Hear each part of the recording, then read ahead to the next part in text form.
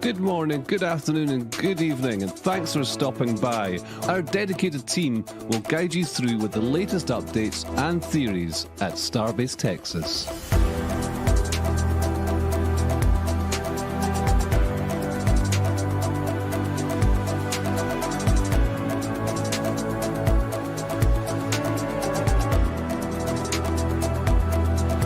To the channel, be sure to hit the subscribe button and the bell icon for future streams. Minus 10, 9, 8, 7, 6, 5, 4, 3, 2, 1.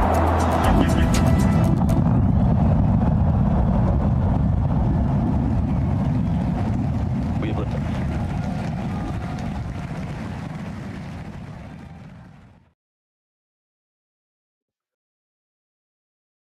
Good morning, everybody. Welcome to another Starbase Weekly live stream. My name is Zack Golden. Happy to be here with y'all this week. It's been a few weeks since I've been on, so feels like it's been almost a month, but I don't think it's been quite that long. But either way, happy to be here with y'all on this Easter Sunday. So happy Easter to everybody who celebrates. And we have an all-star cast with us today, so we will be joined by several people, including Alex. Alex, happy to be here with you. Happy to be here. It should be a fun show. And yeah, hello to the rest. We also have BJ with us today. Thanks, Zach. Yeah, and happy Easter to everyone. Yeah, great flyover yesterday, and lots of things to discuss as usual. And last but not least, we also have Ryan Weber joining us. Hey everyone, how's it going? And happy Easter, happy Sunday, whatever we want to call it. But yeah, how's it going? And handling questions and donations will be Matt. So thank you for doing that today, Matt.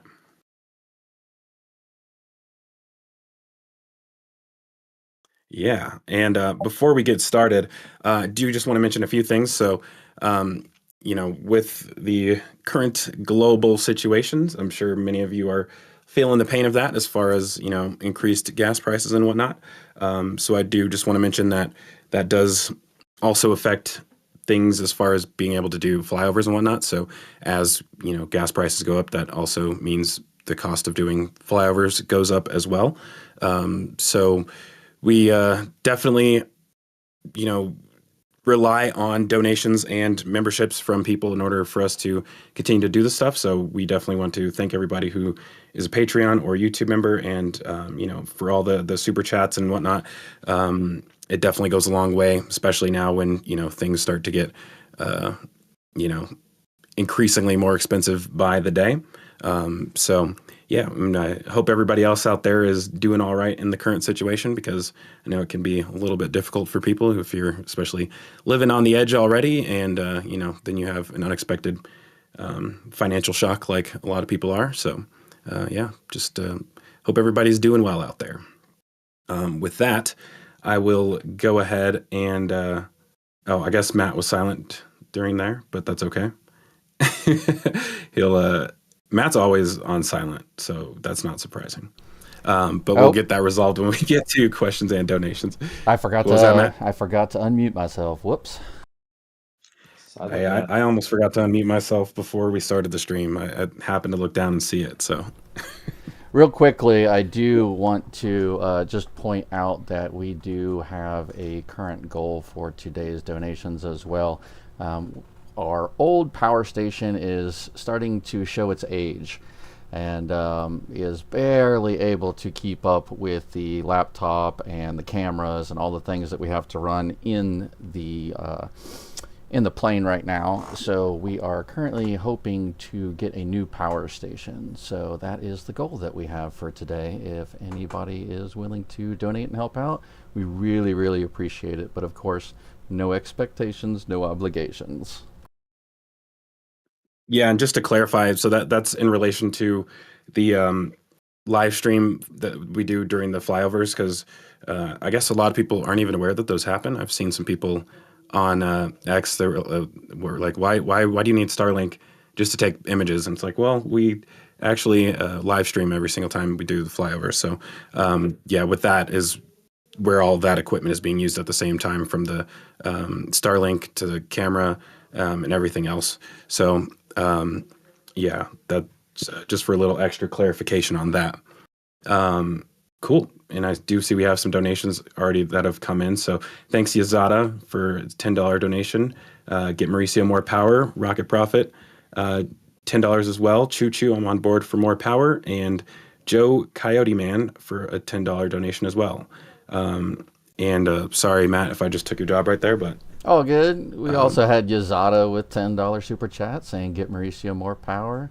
And we had AEDN8s with Australian $10. So yeah, thank you everybody. Awesome. Yeah, greatly appreciate everybody's support. With that, I will go ahead and get us into today's live stream. And as always, we'll start off at Massey's. Let me get us on a better image here.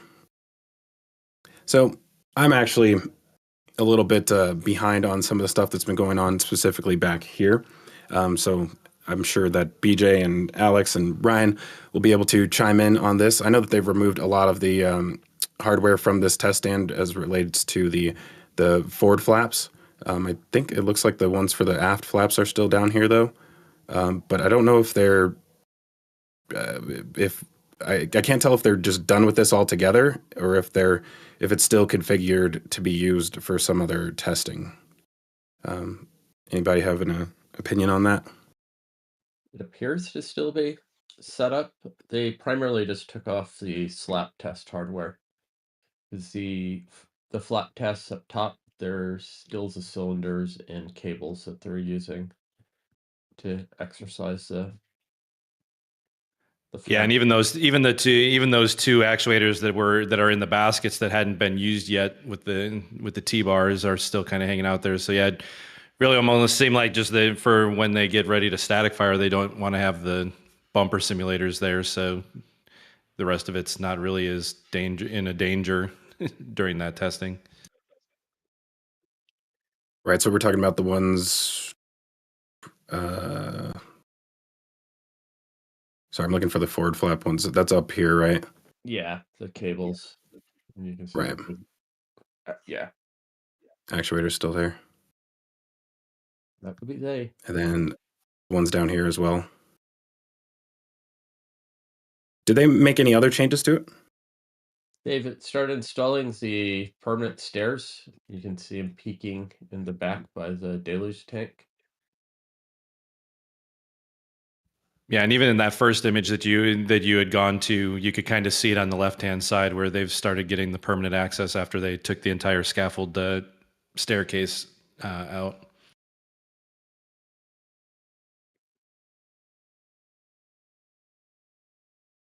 They finally have stairs up to at least the QD platform, and there's more stairs sitting around where those were built. So my expectation is there's gonna add more. So, yeah.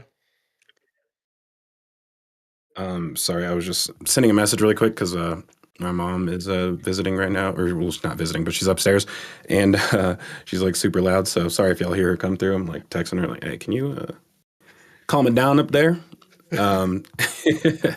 So apologies in advance if that comes through. But yeah, so the rest of the static fire stand, it seems like they've really not done much to. I know that they've been adding some stuff back here in preparation for switching this over to the municipal water supply. And it seems like they, if I can find what I'm looking for, there are a ton of images this week from that area. I think might be a good one.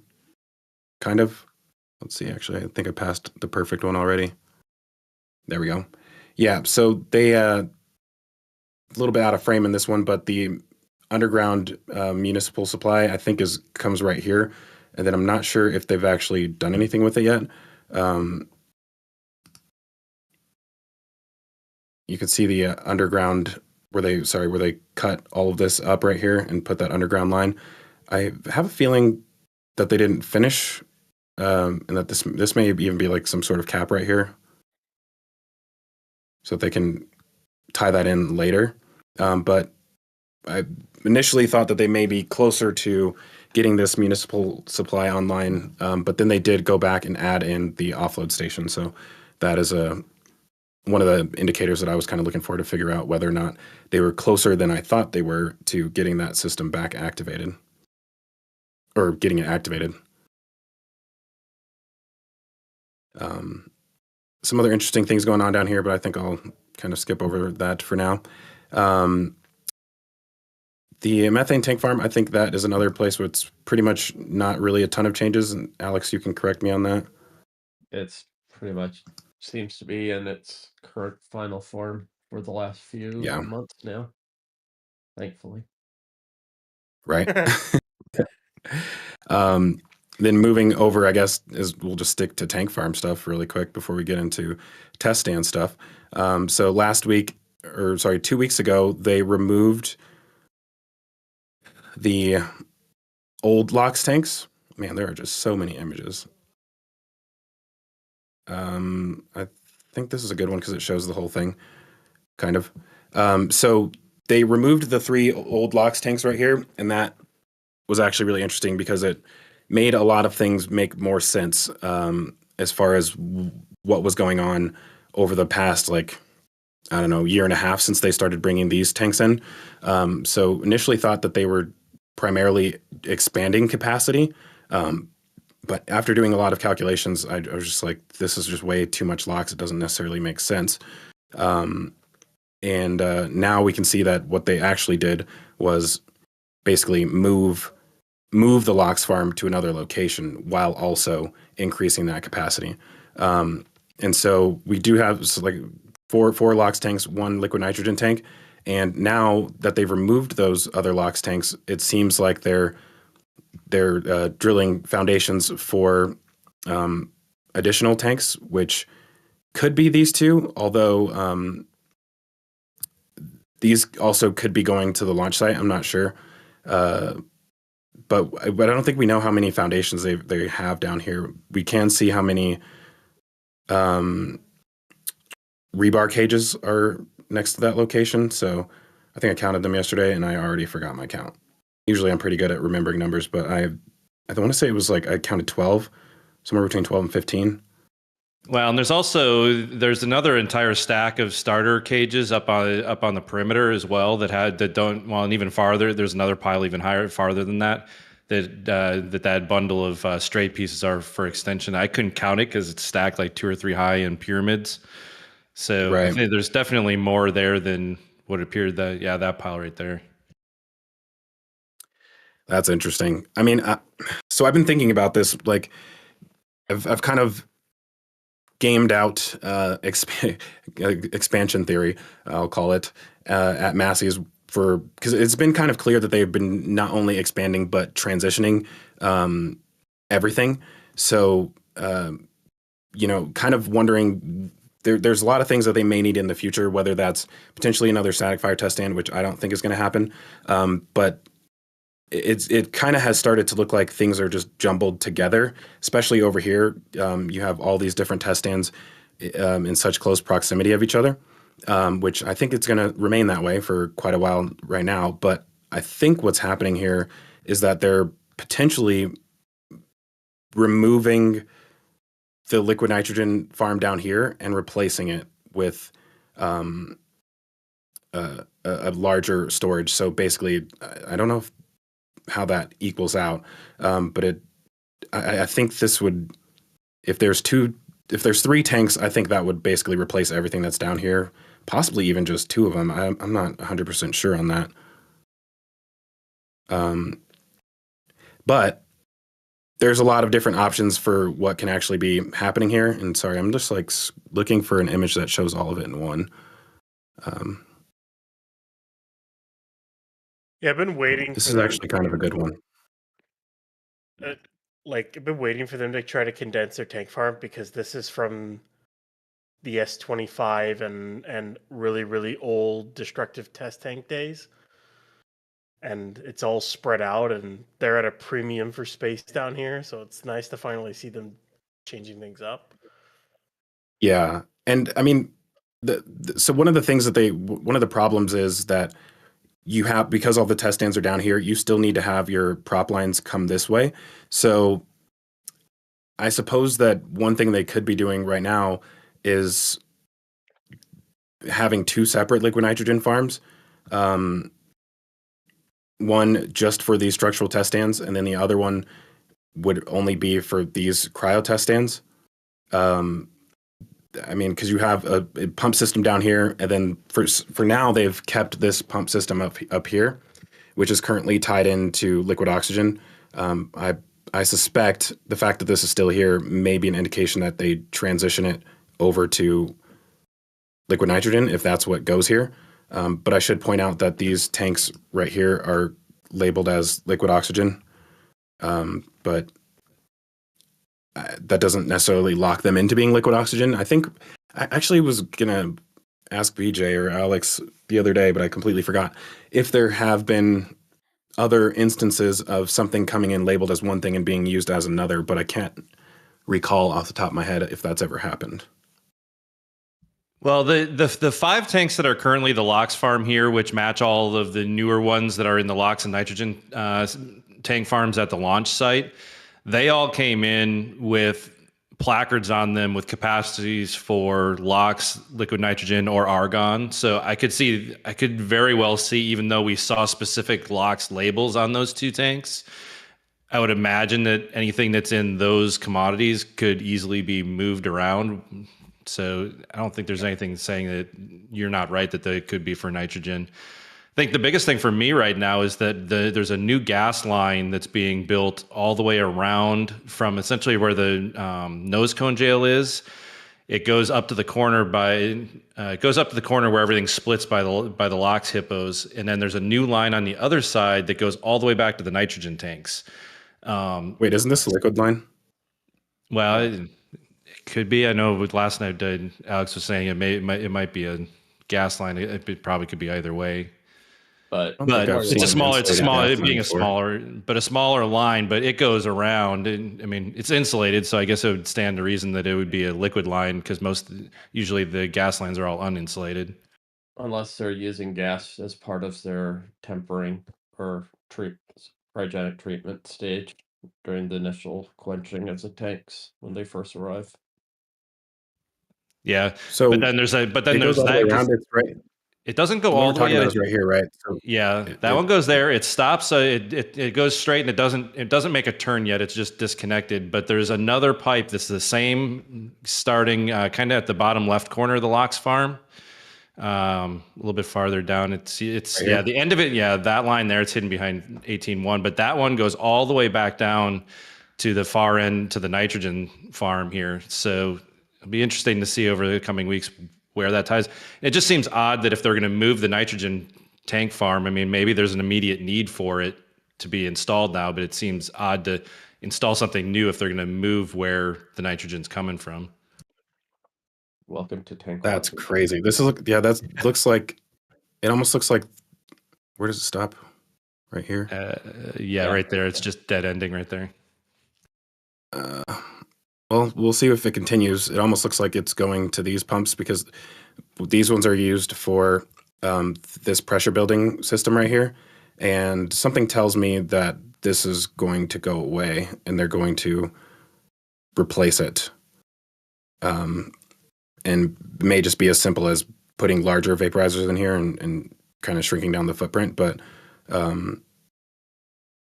that the weird thing is this going all the way around to reach this, because I mean that's what they're setting up down here for, I'm guessing, some sort of valve skid or something like that. Maybe. Yeah, it looks like it'll be a distribution manifold, just The- what we were thinking yesterday. Like The similar fact to that it these. goes- Sorry, go ahead. Yeah. What were you gonna say, Ryan? Is saying the fact that it goes all the way around tells me that they plan on having it come from maybe the new area next time around. But then again, they could have also done it on the other side of the LOX tanks. But then again, they wouldn't have places to mount it yet. They'd have to put mounts in. But that's not like it's that hard to do.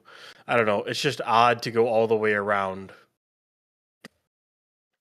You know? Yeah, it's interesting. Like I think Alex was saying, I mean, it could just be one of those things that they need it now and it'll change. I mean, tank farm things. It's SpaceX. It's a dead straight run that's bolted together, not welded. So Yeah, I kind of like this though, what's happening, because it really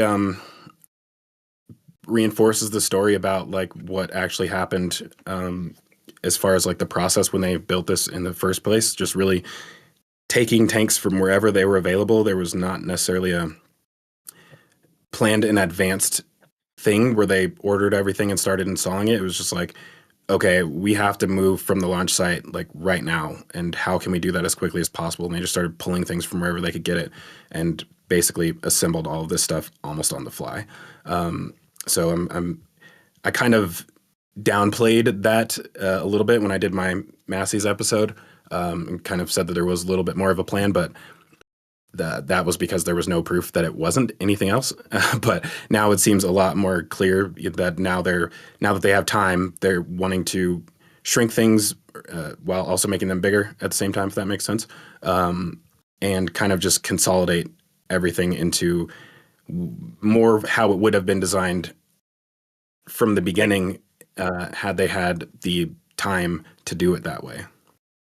Basically making a miniature launch site tank farm, like doing all the LOX and LN2 tanks in a row with the pressurization systems like right next to them, with all the high pressure tanks needed under the tanks, and all the pumps and everything consolidated in a line across, and then where the nitrogen site is now, you just put a bunch more test stands. That's how I see it in a couple of months. Yeah, I mean, it feels like they don't have enough test stands currently, and I don't know if that's like a temporary thing where like they should always need this many structural test stands, or if it's just for this specific campaign they do. I mean, there's always a possibility with the version 4 vehicles that they have to redo all of this, but something tells me that may not be necessary. You got to think. So, I mean, they're testing the basic structure of Block 3 at this point. Block 4 is going to have some changes, and of course, it's going to have stretched tanks and whatnot. That'll bits and pieces will likely have to get tested. But the other thing is a larger payload base, especially for Starlinks. Their AI stuff, depending on what the different payload stuff is. If they make a massive payload door, that has to get tested. Crew modules have to get tested. HLS has to get tested. Depot hardware has to get tested. And that's just part of it. Like Lunar. And I Besides mean, HLS. there's a lot of different variations of ships they have to test. And then not only that, I mean, down the line, if they want to make a major modification to Starship, they can make a test tank, test it here, and then implement it onto boosters, kind of thing. Rather than trying to implement it into flying before you test it, you know, because you're flying operational missions or whatever. Yeah, I mean this whole it's very interesting still to me that all of this stuff is happening now, because it's like they knew what was going to need to be tested long in advance. So it's still interesting to me how late a lot of this stuff is. But I don't know. It seems like they're getting it under control. I have a feeling what we'll see is, I mean, because first of all, these three tanks, or four, the placement is just laughable because of the fact that there's such a big gap. Like they very rarely will you see this big of a gap between tanks. And so this alone, I think, is something that they need to get rid of and move. But I might as well just take these with it. And then theoretically, you could just line up all of these test stands right up front here. And then you basically have a ring, or not a ring, but, an arc of test stands all through here. So that probably helped them out a little bit as far as, working with this crane goes, because at this point, in order to access like this one, for example, they'd have to pull this over here, roll this out in order to get this back off. So yeah, it's an interesting situation. They're definitely playing musical chairs right now a little bit. But it's kind of fun to watch. So moving on, I guess, to the actual test articles, we have quite a bit going on. Which one do you guys want to start with? Let's just start back here. Let's say we start with the back one and move our way forward. So 18.1. 3? Or test tank 1. 1, test tank 17. Go with that. Yeah. Yeah, so this one, not many changes on this. It's kind of just sitting here, right? Yeah, the only thing that's happened with this one is they took the crusher adapter ring off the top and put it on the aft skirt. But yeah, otherwise they haven't really done anything with that article. Yeah, and are we expecting anything more with this one? The fact that it hasn't been scrapped yet, I feel like there might be something, but I can't imagine after how many tests it's already done that there's much to learn from it. Right. Yeah, I don't know what else they could do with it to learn more, because at this point, with a lot of that stuff that's in there, you can test. So the other part of the booster testing is all the transfer tube test articles they've made plus 18.3, and after that point, it's fly it. Like, I don't know what else you can do with it. Yeah, I mean, the only thought that came to my head just now would be is if they're keeping it around. Obviously, they did all that testing, but after Booster 19 flies, if for some reason there was to be some kind of failure mode with that they think that's related to the transfer tube or the landing tank or something, that they would maybe want to be able to come back and like try and simulate what they observed on this article, and that's the only reason they're keeping it. Yeah, that makes sense. Are we expecting models? You have your simulation. Say that again? You have to confirm your models. You have your simulation models that are greatly simplified from reality. So it's an iterative testing process. So if they have any holes in their current model, it's good to have their reference vehicle to revalidate any changes and updates they make. That makes sense. has to be correlation. I think we've had a ton of questions come in. I don't know if Matt, if you can kind of filter out the ones that are related to the things that we're talking about now and kind of save the rest for later, if that's a thing that you can do. Yeah, of course. We've only had about 4 questions total, though.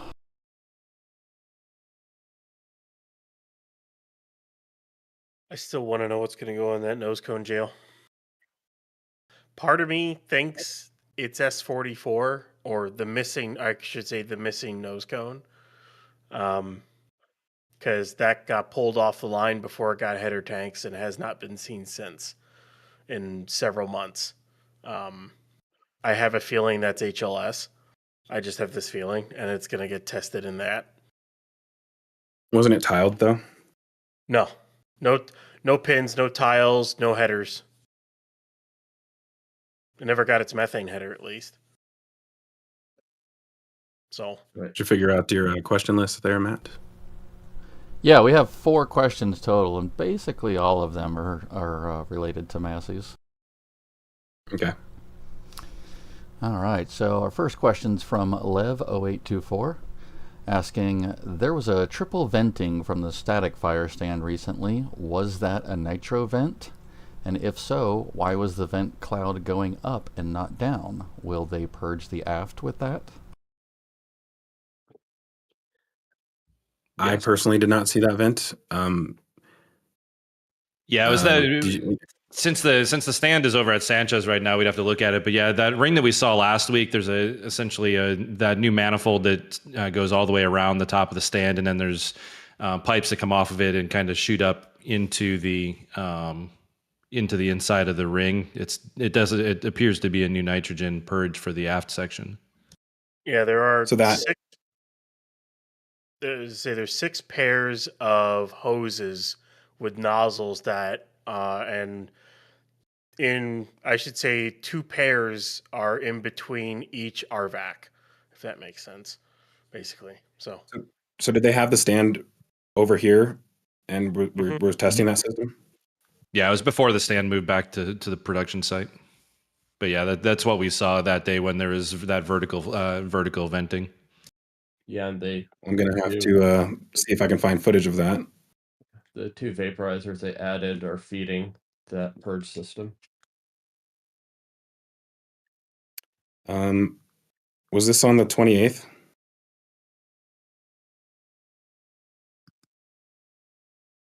might have been. Okay, let's see here.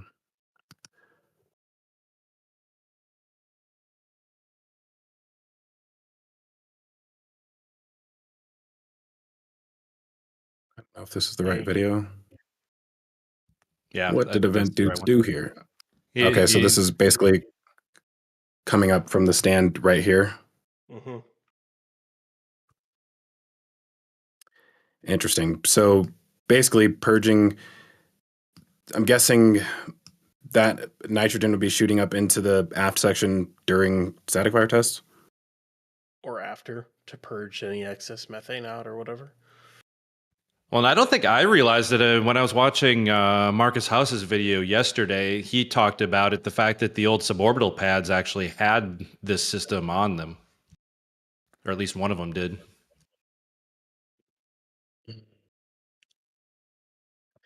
Trying to think. I'm guessing he showed a video comparison. I don't remember if he showed a video, but it was in his episode. I think it would have been a flyover image, so it probably would have been ours. I don't remember if it was our video image that he had used in the episode or not. Interesting. Time to look back. Yeah. Yeah. One thing I forgot to mention earlier, we kind of skipped over. The vent for the Raptor Chill collection is appearing to be, it's about to be moved over to this location. So, it looks like they're going to make a little pond right there, collection pond. And it'll be interesting to see what they end up doing here. If they're trying to use this space for something else, or if they're just moving it just to move it.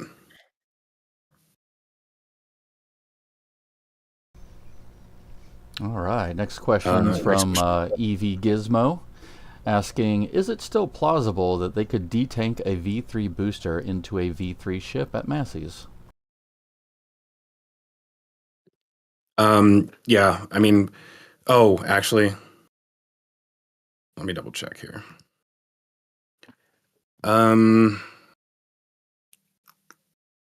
Yes.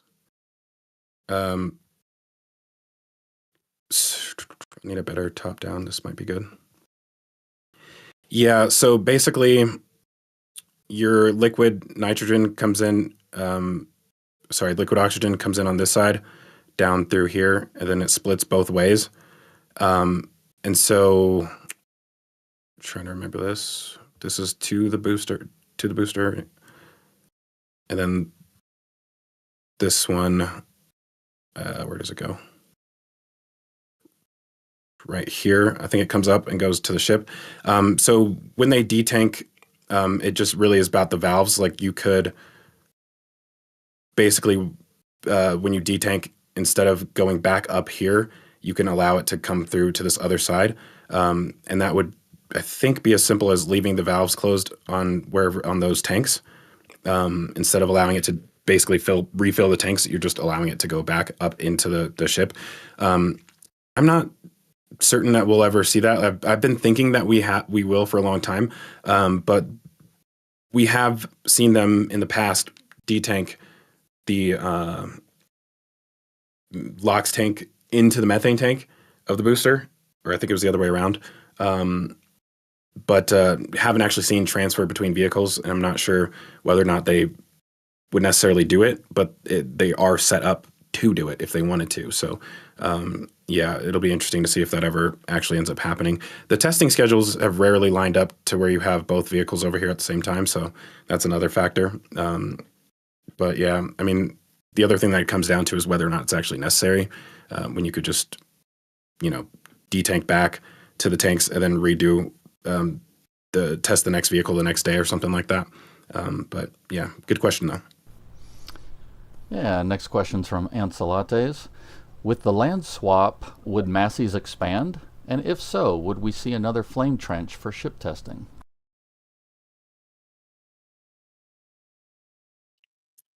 I don't think Massey's is involved in that land swap at all.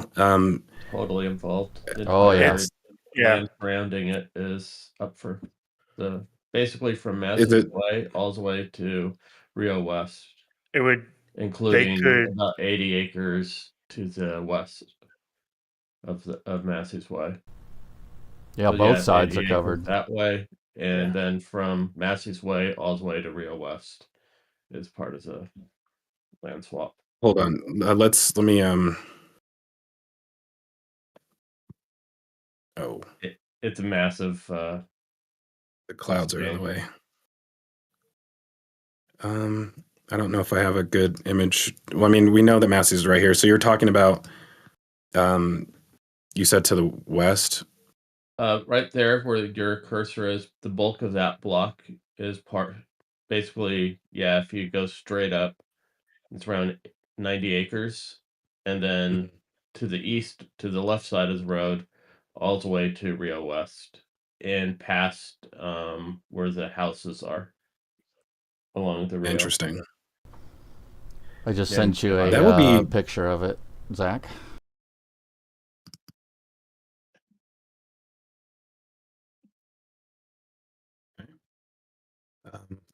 Let's see if I can pull that up here.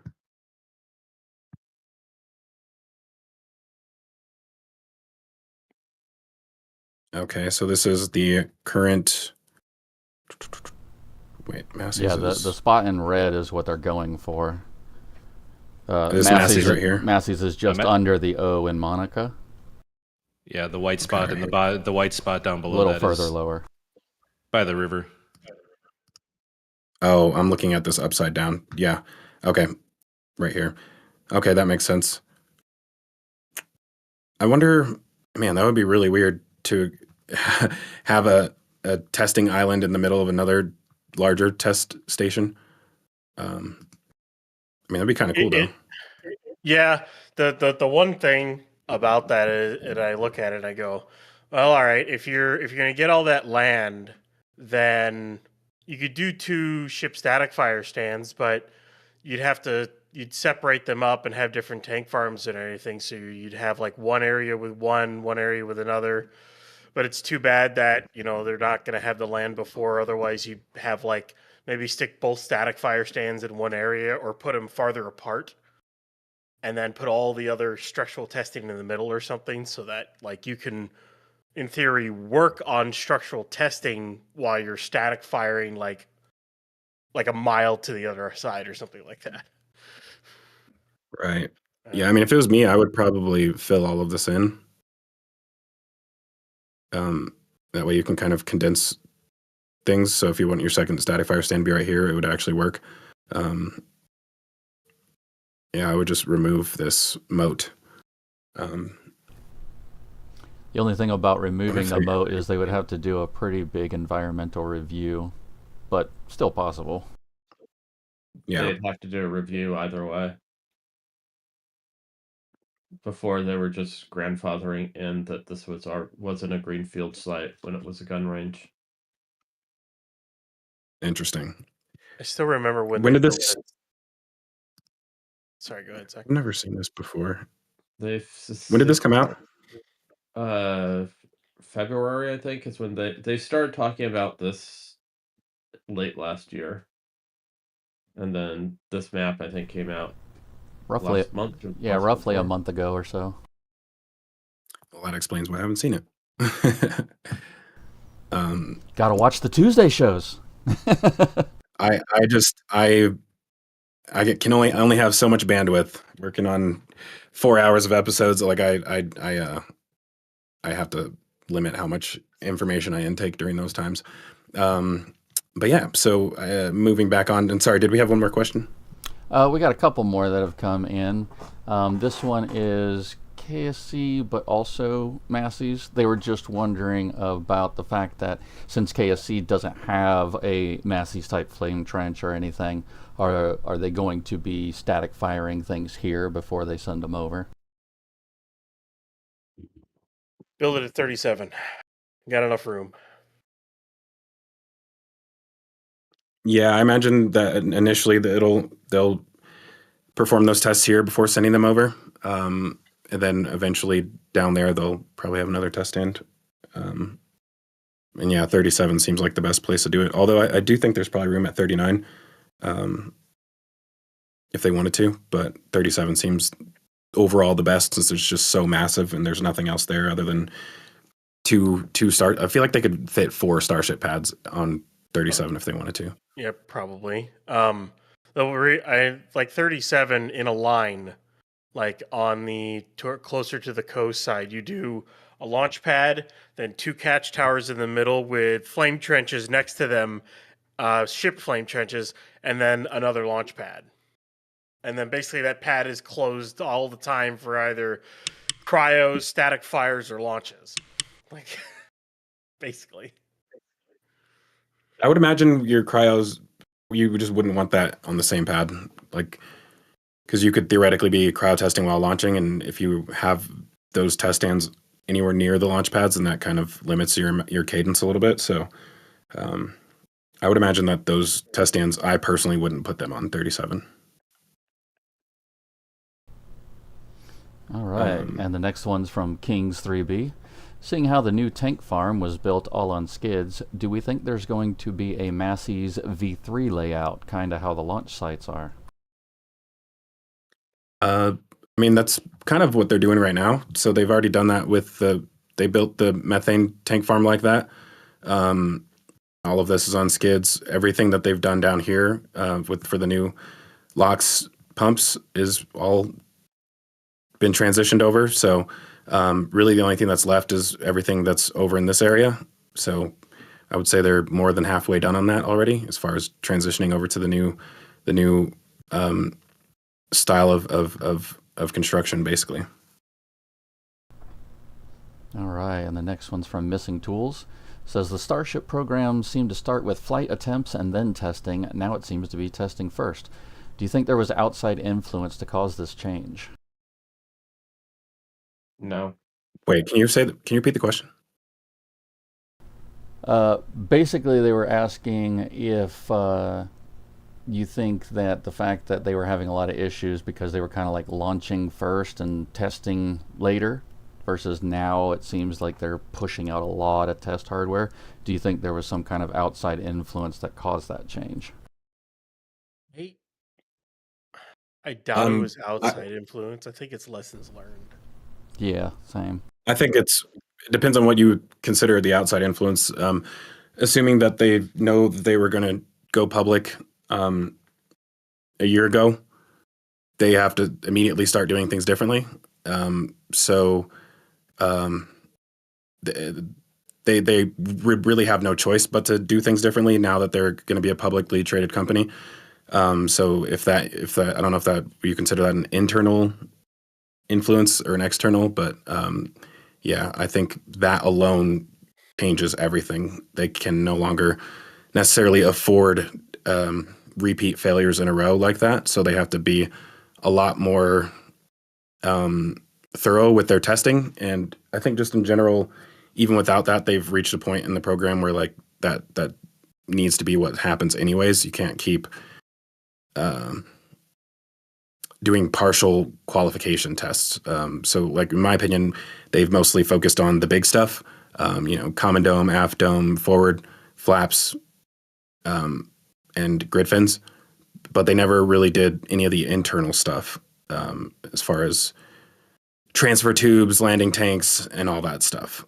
So now they're actually being a lot more thorough because they've encountered issues that probably could have been detected ahead of time, specifically with ship. What was the first one? 34? 33, 34, 35. Yeah. And 36. Yeah. All of that stuff theoretically should have been predictable. So yeah, I mean, you can only do that so many times for like, okay, we need to stop what we're doing here and reevaluate this entire situation. I'm not sure if the pogo oscillations would have been caught on a test stand.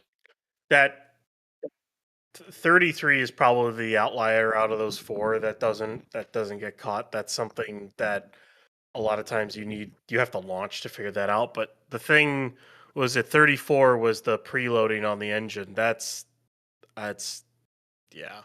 Then the diffuser failure on 35 is kind of okay, guys, come on. What are we doing here? And then 36, it's unknown whether or not that was an accident or, I mean, it was an accident, but who knows exactly the cause for the failure. But yeah, that's. Yeah, and I see Yazada in the comments saying, I think the question is whether NASA leaned on them. Probably, but like honestly, NASA's been doing that this entire time. Like they've been openly criticizing the fact that SpaceX is not showing progress towards HLS at all. So in my opinion, it seems like they've kind of been ignoring that obligation a little bit. Obviously, development is happening behind the scenes, but like, if it was me, if I was SpaceX, I would never have started pursuing recovery of the ship before I started worrying about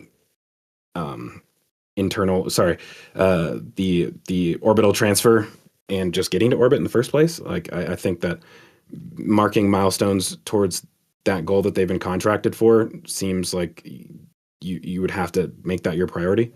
But they really haven't, in my opinion. So yeah, I mean, I think that they could have reached a point where NASA's like, okay, well, what are you doing? Realistically, V3 is going to be their first sub or orbital campaign. Everything previous, including the first few, are suborbitals. Granted, they're just kissing orbital velocities, but yeah, that just indicates that they didn't have the controls inside the vehicles that they're comfortable deorbiting at that point. Well, so these are all sort of integration and systems tests, the previous batch of their flight campaigns, in my opinion. and a point to you, Zach, to talking about how they probably haven't been looking at HLS a lot. The OIG even pointed out the fact that while they have not gone over budget or asked for more money, both Blue Origin and SpaceX are way behind. So, I mean, even the OIG pointed that one out. So, yeah. Yeah. And Tony UG113 in the comments says, but refueling relies on reuse. And yeah, that was a point that I was getting ready to make, is that is true, but that is the time that I would have used to start testing the reentry stuff. And that would kind of suck for the guys responsible for all the TPS side of things.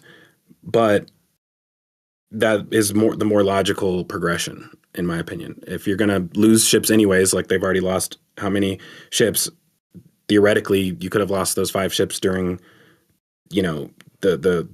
the orbital transfer phase of things. So yeah, you successfully transferred here. Now you're going to attempt to bring it back in. In my opinion, that's what would have made the most logical sense. The assumption is that the current state of up to V3 vehicles had any excess mass, that they weren't artificially overweight so that they didn't have to do all of these structural validation tests, that they had excess capacity to orbit, other than, a line item on a PDF saying, hey, we can move this much to orbit, even though they've never illustrated that they can with a previous stack. Yeah. Carried excess mass to orbit. I always love those posts about everyone's like, Starship's fully reusable, can do 100 tons to low orbit reusable. I'm like, no, it can't. SpaceX has never demonstrated that they can even come close to doing that right now. It's always funny to me. And this entire program's predicated on reuse. Without reuse, it's a failure. So the company's trajectory is vastly different. If they can't nail recovery, HLS is the least of SpaceX's problems. I don't know any company that would survive a failure of the Starship's magnitude if they can't recover the vehicles. True. Sorry for being blunt, but yeah. I mean, it is what it is. You gotta. I'm not one for sugarcoating things either. So, yeah, I guess I'll move us on a little bit, and we'll take some more questions later. But so we are expecting some sort of nose cone test article eventually, and it does seem like they're also preparing for that on the plumbing side of things. Then we have 39.1, which is over here, still on the test stand, and they've gotten the hardware for the flaps, or the flap, I guess, connected. On a good top down. Let's see.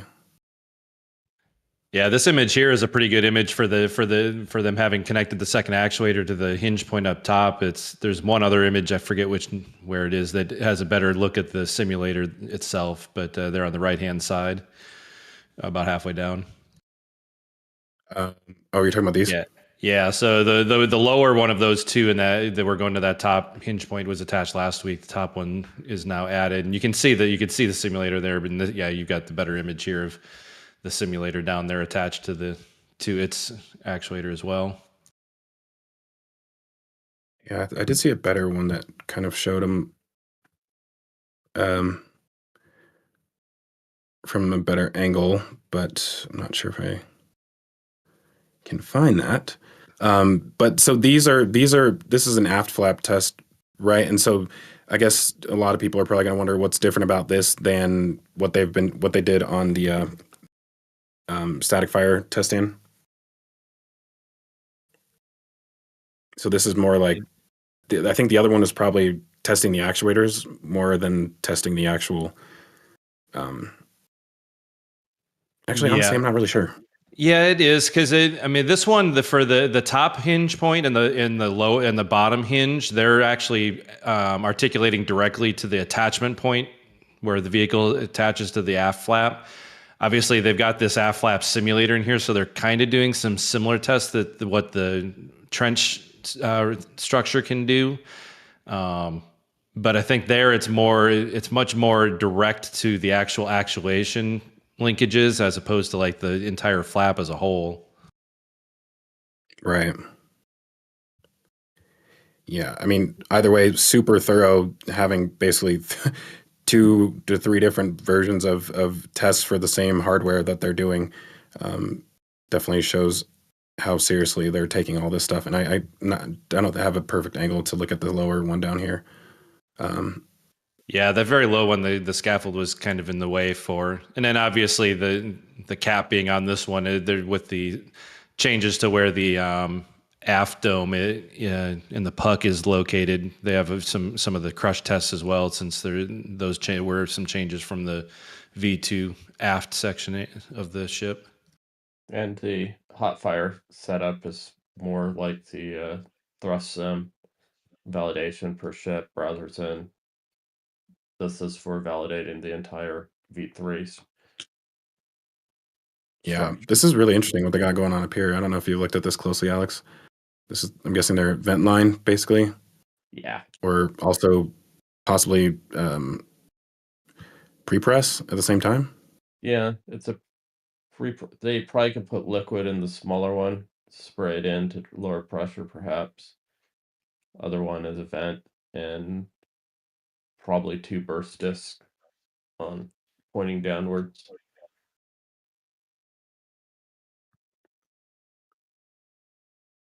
Oh, and this is the vent line coming down right here? Or, oh, sorry, this connects to this. Pre-press. Yeah, one's Pre-press. pre-press Okay. / venting. But the vent skid is around the corner. You can see the where the 2 heads are pointing at each other, just peeking out on the scaffold on the left. One of the bullhorn kind of, it's on the far left side on the ground. They're setting up. Oh, right here. Yeah, they're setting up a whole gas skid there. And this team has been super busy lately. I guess we'll move on to the 18.1 or 18.3.2. 0.3. Yeah, 0.3 point whatever you want to call it. It's a reincarnation. 18.3-2 electric boogaloo. That's my name for it. Yeah, this is pretty interesting that they moved it out here with. So one of the things we're seeing that they're going to do with this is for another grid fin test, and they actually have another even third grid fin test that we're probably going to be seeing soon, which we'll get to later. But it's weird that they actually installed these, because I don't think you can lift that into here with those installed. It's definitely a tight fit. I was good when they didn't have the third one, installed when it pulled out of Mega Bay 1. I thought maybe that one would get somehow installed after the fact for the very reason of it not fitting within. But those top downs, we can see enough of the linkage on the vertical rams that go underneath the 2 primary fins. You can see the tie rods inside. So it's tight. Top down on the stand or this? In the stand, yeah, because all the actuators for the grid fins have been installed. So it should be fine. Yeah, so down just I think it's down a little bit in the bottom left. Yeah. Well, actually, the top right. The top right. You can see. Yeah, this one's actually not too bad. We don't have a very straight down where you can see both opposing, but on the top left corner of that one, you can see the 2. You can see the 3 rams, and 2 of them are face upright. Right. You're not talking about top right corner. Top right corner. No, not on the actual outside of the outside ring. So outside of the pull down rams, top right. Top right. Yeah. Yeah. Here. That's the in out one. But then just inside the ring, you got those 2 right there. Those are the ones that go to those 2 sockets directly underneath the grid fin, right at the edge of the barrel. So I think they must actually rotate in because of the fact that they're actually up underneath. But that horizontal one, yeah. So those 2 go there. The horizontal one goes into this one, and then we also see the mounts for those 2 that are on top. They go to those ones. The rams aren't installed yet, but those go to those two mounting points on the ring that are off axis, which are right at the edge. So I think it will be. It's just interesting. Yeah, so that's They the go here? horizontal. They need to go in here.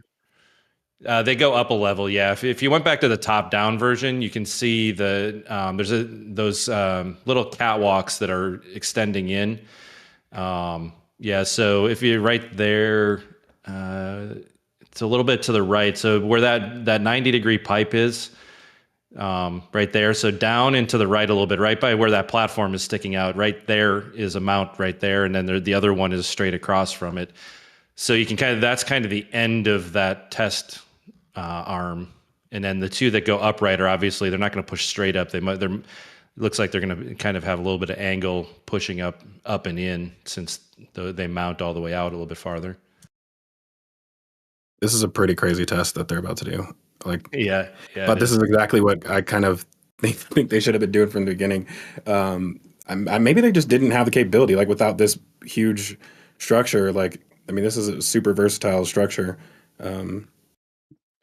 Yeah, versatile, but not quickly convertible. The amount of time, kind of surprised at how long it's taken, but the fact, all of this change that they've had to do to retrofit it from working with a true aft section on 18.1, and now they're working with 18.3 that doesn't have an aft section. It's just got the common dome, and then it's got the simulated transfer tube in there that they're going to be yanking on with all this stuff on the inside. And yanking. What are these? That's work. Is that just scaffolding? Yeah, it's just scaffold for the 6 rams for the transfer tube. And then the landing, 4 rams for the landing tank, trying to keep the balls from buckling. Yep. Yeah, this one is probably the part that I don't understand the most. We'd have to, if we looked at 18 when it split itself open, it's 4 struts that are supporting the locked landing tank. 2 of them head. Right. Yeah. Yeah, those 2 actuators that are going off to the side there, those are literally the linkages that attach from the landing tank to the side of the tank walls. Right. And the 2 blue ones in front are also the other 2 struts that connect. Because those Lex tanks are suspended by 2 struts on each side, as well as from the Are bottom. these just super tiny actuators or what? Yeah, are they longer than what we can see here? extend much further back underneath that arm. Because the Okay, large, right here? yeah, because the large cylinders are actually mounted to that ring, the heavy duty steel plate with a little tongue, and then the top 2 are sort of elevated off the deck by a few feet. Right. Yeah, and then there's even 2 there, and then there's even 2 more hidden there at the ends of the big ones that go out to the side struts. There's actually a vertical, right there, and then there's another one on the other side that'll push directly up on those same attachment points. That's crazy. I wish if there was anything that they would show during the next live stream, during the next launch, is the testing process that they've done on all of this qualification testing. I would love if they would, as much as I like to hear things from Elon all the time, I feel like I hear what he says all the time. And it's I think I've heard the same story probably 20 times, about what the goal is. And we know what the goal is, right? So I would rather replace that time with 20 minutes of, hey, this is what we did with structural qualification testing. Here's why. Here's how we're changing as a company. I think with going public, something like that, literally 45 minutes during the launch stream should be dedicated towards here's what we're doing differently. Yeah, each team should be able to show off what they did, except now in just crafting. Like an actual technical update, not Starship is big, it's made of stainless steel, and one side has black tiles on it. Bring back the technical audio. Right. I gotta say though, BJ, they've done a pretty good job with the conversion. This conversion so far has taken 2 months. Bring everything. And there's a lot. I'll give them credit. There's a lot they've had to do to make the stand work for this next round of testing, between having to extend it a little bit, just because the the collective stack that's going in there is taller and everything.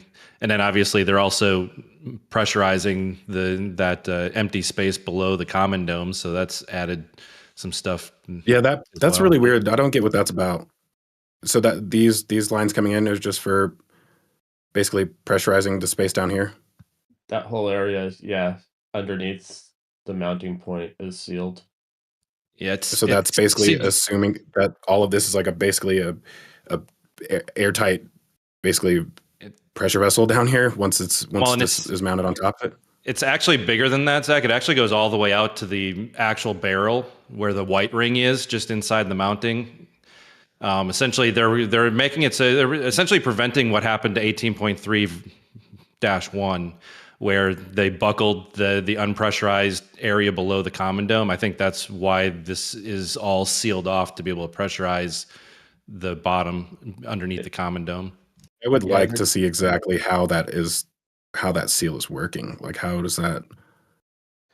How do you? It's sort of like what they're doing at McGregor with the shells that they're putting over these the transfer tubes. Right. Man, I would like to walk underneath this thing and just look at everything that's down there, because there's so much that we can't see on that. That was probably really cool. I mean, sometimes I feel bad for like certain teams because it's like, oh, we're doing all this cool stuff and like they can't even see it. Ibuprofen. Yeah. My biggest question overall is how many tests, I guess 2 questions. How many tests is this going to do and how long is it going to take? Because, again, this is the kind of stuff that's going to have to be done before they fly. So yeah, I mean and I'm glad that we've all collectively shared what we have thought about the timing since like basically this entire last few months, because in my opinion it never once appeared realistic that the flight would happen in January, February, or March. So now, even still, there's no way it's happening in April, in my opinion. Have they already confirmed that? It's because I know Elon has said multiple times. Like, it's 4 to 6 weeks again. Yeah, so he already paid the tab yet again. Yeah, Hit the snooze bar. That's literally he's hitting the snooze bar, because the first time he said like 4 weeks was end of January. And then after after like 5 weeks, he said like 4 to 6. And then after another 6, he said 4 to 6 again. So, yeah, again, as Alex said, hitting the snooze bar. Mid-May I go it's possible. But I wouldn't be surprised if it goes in June, though. I just wouldn't be. It's also kind of surprising rebuilding the static fire infrastructure. It's taken longer than it took them to build the original ship static fires, the hot fire area. They're not even done yet, technically. I mean, I guess they are kind of done, but of course now they're redoing part of the tank farm. Greenfield work is so much easier. Yeah. Cool. Sorry, I was reading a comment in the chat and deciding if I was going to address it here, but probably won't. So I guess we will move on, unless I don't think we've touched on any of the donations yet, so we should probably do that before we move on to the Sanchez site. Unless there was anything else I missed. Oh, we got a ton of donations, that's for sure. Yeah, before you get that, Matt, the one, I think the only other thing that might be worth taking a quick peek at here is the structural test stand for the trench is over there, and it's continuing work. You can see that the hydraulics have all been attached to it, so that might be getting close. Obviously, with the static fire campaign coming up, it looks like they've put on hold the attempt to actually put it over the trench and get its base all welded down. And I forgot about this. Well, what do you mean by welded down? It currently doesn't have its legs that interface with the trench pedestals. They're over by the inventory tent. They didn't build it. They put them on at the end so that they can have the alignment when they weld them. Okay. Yep. Yeah, so they'll bolt the new flanges to the pedestals, put the rings in there, and then position the stand where it needs to be, and then do that final weld in situ, so they know that it's where it needs to be. Where were those sitting at? Were they in here somewhere? Yeah, they're over. They're at the end of the tent. That one. That one should show it. Well, yeah, right there. So the 4 rings and then the plates are all stacked up there. Fun. Then the one other thing is right next to it, they're still actively reconfiguring the former ship thrust sim. That's the old ibuprofen. I mean, that's old center super crusher F. Yeah, the one that the ship thrust sim that's sitting at the ship station. And then there's a new thrust sim, the new thrust sim that's like right next to it now that just got its hydraulics. That's the new one. Yeah, the other one's amazing because the center ring, they're actually making that they can articulate it. That inner thrust ring, those 2 cylinders on about 1 to 2 o'clock position can actually twist that ring now. This ring? Yes. Why would you want to do that? Simulate vibrations through the thrust puck. Yeah, better. Yeah, I noticed those once they took 39.1 off. I for some reason I kind of assumed that it was related more to that RVAC mount itself, not to the ring. But I would buy that. Yeah, it's. Yeah, you can see that arm right there. Yeah, you can see where it's connected on the arm right there. Yeah. Yeah. Is that the only one? So far, there's on the one to the left of it where they squared it off, and it's held up with the turnbuckles. This one. Now across the ring, it looks like they're going to have some other. They're probably going to be doing some work on that section where it's squared off. Yeah. Yeah, this is interesting. So they also have more down here than I've seen before. So 6 of these, I'm guessing. Yeah, and they removed the rocker assemblies so that they could simulate the thrust vectoring, the mounts, as well as the thrust onto the sim itself, onto the puck. So this one for the puck. Yeah. So they and then these for dribbling. Yeah, they can position how they're thumping directly into the puck. The force vector. That's amazing. That's a lot of. So there's two going upwards, 2 for the puck. Yeah, I think there's a total of 6 or 9 per thrust vectoring. Yeah, it looks like 2. It looks like 2 out of the 3 have the thrust vectors. The third one either is going to get it yet, but they're not there yet currently. It pulled some but the mounts have all for all 3. Yeah. But this right here is an actuator too, right? Yeah. Yep, that's the vertical one. An actuator connected to actuators, then 2 other actuators. Oh yeah, no, their whole structural validation for V3 and beyond is amazing. Spectacular. It's an order of magnitude more than it has been in the past. Like multiple orders of magnitude more. Yeah, and presumably that's also, well, they have to thrust human rate the ship for HLS, so. Yeah, this is crazy. And sorry, where are the RVAC? Right on down the here. outside. Sorry. Yeah. Yeah. Just boring. Yeah, crazy how much is going on for those center engines, and they still have to add a few more actuators in here. It seems as well for this one. Yeah, they're just reworking the whole thing since they lifted it off. 39.1. Just wait till they have to add 3 more RVACs. 3 more. Yeah, because that'll rework. Yeah, it won't work on this stand. Yeah. That'll be a rework in a lot of. It's a rework of the aft section of the ship, a rework of the thrust puck, a rework of all your stands in order to actually test the dang thing. That's a lot of reworking to just add 3 more RVACs. But if you look at the thrust sim stand, Yeah. how much room you have when you're not trying to simulate all your dynamic forces. Yeah. The new thrust sim is pretty basic.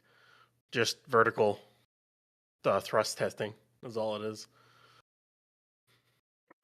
I did find it Alrighty, interesting. well- I did find it interesting on the new one that the actual for the sea levels, the 3 attachment pucks for Raptor 3 looks more like a Formula 1 steering wheel than it's not that perfect circular plate like the previous ones were.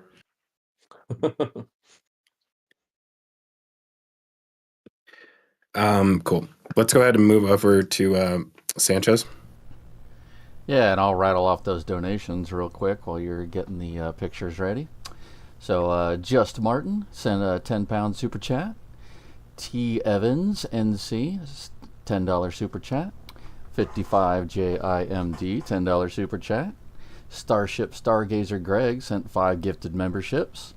David 1 sent 70 South African Rand and says, for the oil. Cal-El sent $5 saying, love all the pictures and video and commentary by the crew. David Richter sent $25 super chat. Rich Bowering. They asked a question, but we've already answered it. That was a £9.99 super chat. Yazato with a $10 super chat saying, more power Scotty. And Andy Alder with a £2 super chat saying, she cannot take more power, Captain. And then we also had some PayPal donations come in, which are absolutely fantastic. So we had Jap Kuiper sending $25 with fresh fuel money.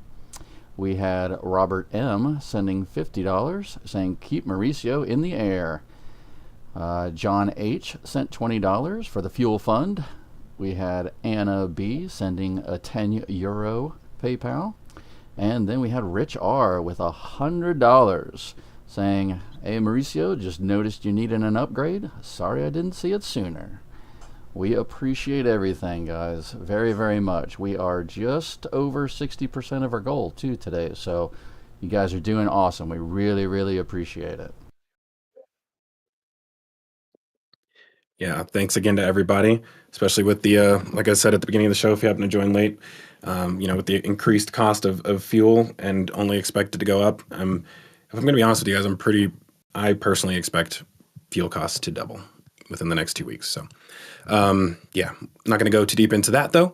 Now that we are at Sanchez, first cool thing that's going to grab our eyes here is that the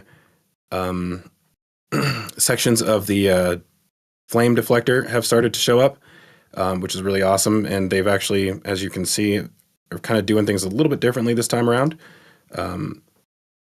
Okay. I bet you my mouse is close to dying. It's acting like it. So yeah, we have 4 sections that have been brought in so far, and you can see that they've already been welded together. So instead of having to assemble them piece by piece, they actually had more time to assemble these off-site, which I'm guessing these probably came from McGregor, if I had to guess. And yeah, so we're already started to see the first of these arrive, which is weird, considering I think last time the launch mount, man, I'm kind of losing my track of when that came. I think it started after the launch mount, or around the same time. After. Yeah, That's what I thought. Yeah, and so we haven't seen the launch mount show up yet, but we have. I mean, it looks like they're waiting for it. They brought back these. I'm guessing these came back from Roberts Road. So we are expecting that to show up soon, but haven't seen it yet. I think the launch mount started showing up when they started excavating the trench. They were in the middle of tiebacks and excavations when they did it last, and they're actually ahead in this one because they've already done that deep soil mixing, and they hadn't. It took a while to do it on the last one, so They're they're a little bit more out of order than they were, but yeah. they're already installing the first row of tie backs along the tower side. Yeah, I did have all these dates fresh in my head after I released part 2 of my 3-part series, and I've already pushed it back out of my head. I've moved on to part 3. So, yeah. By the way, if you guys haven't seen that, make sure to check it out. I'm not gonna spend too much time talking about it, but yeah, this is gonna be exciting to see this start to show up, and I would expect before the month's over, we'll probably see those arrive, if not by the next flyover. So moving, I guess, to some less important stuff, but still interesting. I don't know what's going on here, but I'm guessing there's probably going to be a bigger sliding gate, maybe. Yeah, I think it's a gate with that'll open half. They'll put a center post there so that they can use half the gate, and then it's a double gate when they need wide access. Yeah, Bring back the that kind of gates sucks. again. Yeah, been a while since they've been here. Hey, maybe they can figure out to build a gate now. It's been 5 Maybe. years. Right. Gates are harder than But if spins. there's a post here, then how would they open up? It's drop in, sort of like the bollards. So you have a panel Okay. you can lower in, and then you can lift out of the way. Gotcha. Not so much to talk about over here. Yeah, I mean they're working on a second aft plumbing assembly jig right there. It's probably about the main thing that's over there. One of those other rings off to the double stack on the right, to the right of it, is the bottom one was removed from there and taken somewhere, but that's not notable really. And then on the other side, it looks like they have a Firex manifold and a Deluge manifold. Yeah, on the other side of the road. Yeah, at the very end. Wait, what? It's Well, the internal street, yeah. Yeah. This one? Yep, that looks like this a Firex, and the large one looks like it's a Deluge gas generator manifold. This one? Yeah, that Yeah. one. Yep. So they're I haven't seen. When you say Firex, you mean detonation suppression? Firex is its main det suppression is a sub-assembly of it. But like the main structure was this tank in the water tank's pressurization. That's all the Firex system. So these are basically you're saying these are the things mounted in the corner on the bottom of the No, launch deck? there's a dual valves. They'll be connected in with that 5-port manifold. Oh, gotcha. Yeah. So the redundancy, and yeah, that's the one that's under the tank currently. Yeah, gotcha. Yeah, and then that one looks like it's like a 4-port gas gen, which is weird because These are going to be sitting here for a long time. yeah. They still have to get rid of the break room first. What else do we have down here? I think down over by I think over there by the Gridfin motor tester, I think, or at least that's what I'm speculating. That's where the super crusher is working with the socket itself. I think this test rig is more about the hardware within the socket for the rotation of the grid fins. Got some actuators. Which is weird. So this is basically, sorry, I'm trying to find the good closest image that we can get of it. So this is basically that socket right here. Yeah, and then on the back side, you can see the pin that's on the very inside of the grid fin sockets. So this is, I mean, it kind of looks like test could be just performed right here because it doesn't require a vehicle. Correct. Yeah, I don't know if it'll test here, but yeah, it definitely. I don't think this one needs to go anywhere if they don't want to. Because it's just really it'll probably be a similar simulator to what they're using out at out at Massey's, but it'll actually have real motor hardware on the inside instead of it just being that raw piece of steel. They just have to hook up hydraulics and electrical to it, and then that should be good, basically. It's weird. This is another one of those things that I feel like should have happened a long, long time ago. Before a B-18 ever even was finished. Yeah. Funny though, I just noticed I didn't realize that there's actually a vertical ram right by the where the ring is right there. I don't think I noticed the mounting for that previously. I only saw the other three mountings. Yeah. Yeah, it one, looks two, like three. And there's a fourth one that'll come to that way. Sorry, Ryan. But the fourth one that's sitting off to the side will go to the bottom edge there. You can kind of see the mounting point on the crossbar. Yeah, right there for like an in-out. Yeah, my guess is it'll be a motor plus the innards of the grid fin, so the part of the grid fin that's inside the socket, and then you'll have attachment points to that as a dummy where all four actuators attach to, and then they'll stress test the internal components plus the motor of the grid fin, and that'll be that.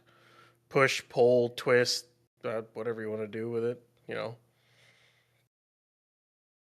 I wonder if this test works for all three grid fins, or if it's different for the rudder fin.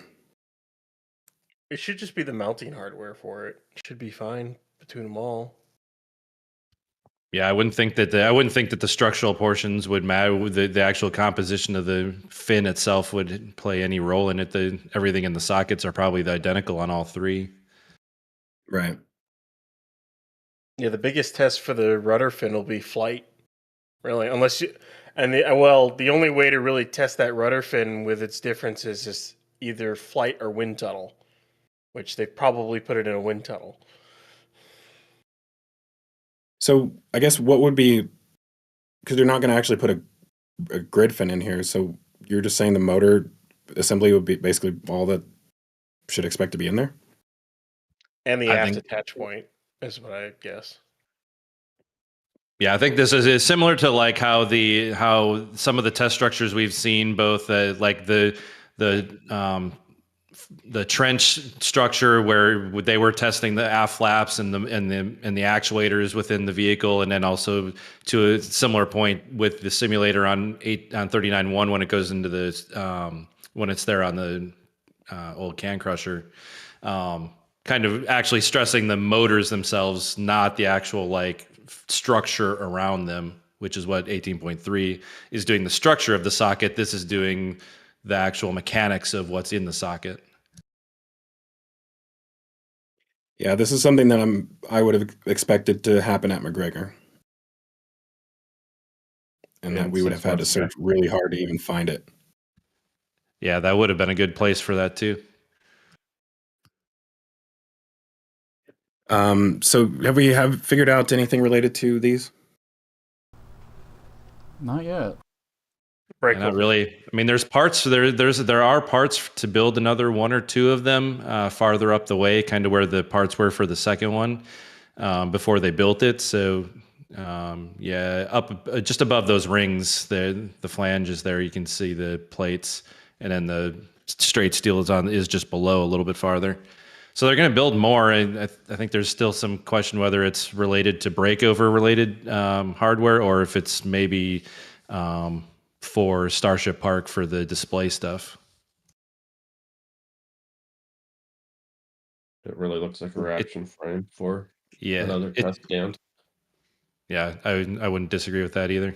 What, for this? Yeah, just by the sheer heavy mass of it, it looks very much like something they're going to use. Not necessarily on that, but for some structural testing, sort of like ibuprofen, where you don't want to deal with any of its deformation or minor amount of its deformation when you're testing. It's not. There's no chance that this is a replacement for what's at Massey's right now, right? Because, I mean, I guess they would have needed to do that way before, because it almost looks similar to this shit. No, never mind. Okay. It might go on that at some point, but yeah.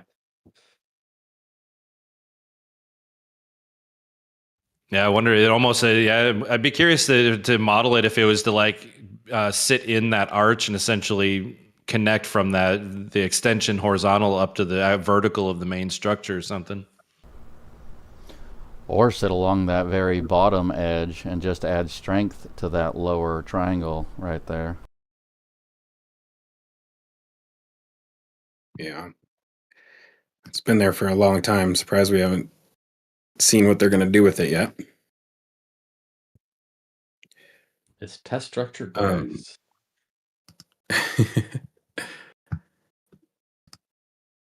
Okay, I swear my mouse is dying right now. My right clicks are acting like left clicks. So I guess let's move on from there.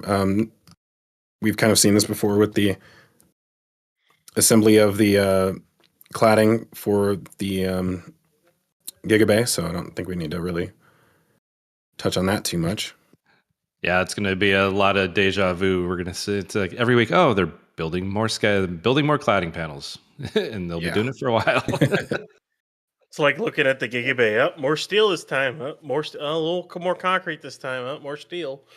Like, So over here, this is interesting. They're yeah, this is yet another thing I have to redo in part 3 because I talked about these Tesla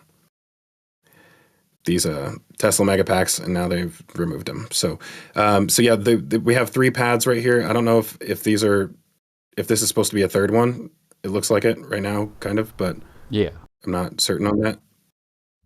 Yeah, all the infrastructure, the conduits and stuff are all the same as the previous 2. So Yeah. This will go over here. Well, No, there's I think two. that'll There's stay 2 over on there, either. though. Yeah. There's 2 on each one. Okay. Yeah, 1 transformer per 2 packs. Those are version 2 megapacks. Also, they took out the version 1, sent them over to Massey's. Oh, I didn't even see that actually. Okay. So yeah, so we'll see 4 on each of these, so 12, and then they removed these ones you said sent them to Massey's. So potentially we may see them expand this even further. Yeah, there's enough room for like 2 more pads, so probably like 20 megapacks total. Unless they want to start tearing down the next building and stuff, then they could add more. Yeah. They start demoing those 3 pads too. I would think they would get rid of this building at some point. I would like to know what they're doing in there, actually, but this must be like a repair shop or something.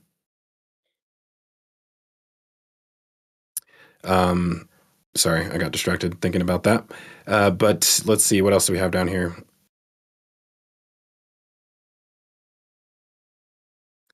This is still interesting to me because we never know if they're offloading or delivering stuff here. Because I don't think that they're going from here to the launch site. Looks like it's a treatment plant. Yeah, like they're bringing dirty water here from the launch site. Yeah. Yeah, They do okay, have their that would make the injection well, right? That round. up here. There's one up there, but it looks like they also have a wellhead. There's that round at the bottom, just up from your cursor. I thought this one was the water well. I think it's an injection because that whole area is brackish. I don't think there's potable water, but I could be mistaken. Well, yeah, sorry. I guess what I should have said is initially I thought the purpose of this whole facility was to pull water and treat it so that it could be used elsewhere. Maybe not. Where's Vent Dudes? He has all the docks. Yeah, I've given up trying to look into that, but only because it hasn't become relevant. He's found a lot of the relevant docks. Keep forgetting to save them. Yeah, I'm going to ask him about that after the show. Okay. So moving on, a lot of weird stuff going on in here. I think they have a lot of Gigabay steel in here somewhere. Is this Gigabay steel? Yeah, those are the beams that'll support they'll be the beams that support the crane rails. Yeah. Okay. They're working on adding all the attachment points to actually support that attach the actual track to the beams. 400 tonners for the transfer aisle bridge cranes. Very likely. Yeah, and some of that I'll be curious to see. In Florida, I haven't been able to watch it because they've kind of decided not to build up the stacking cell partitions as they build. So they're that's one thing that here at Starbase we'll be able to watch as they go a little bit more, because they are actually stacking those as they stack the rest of the building.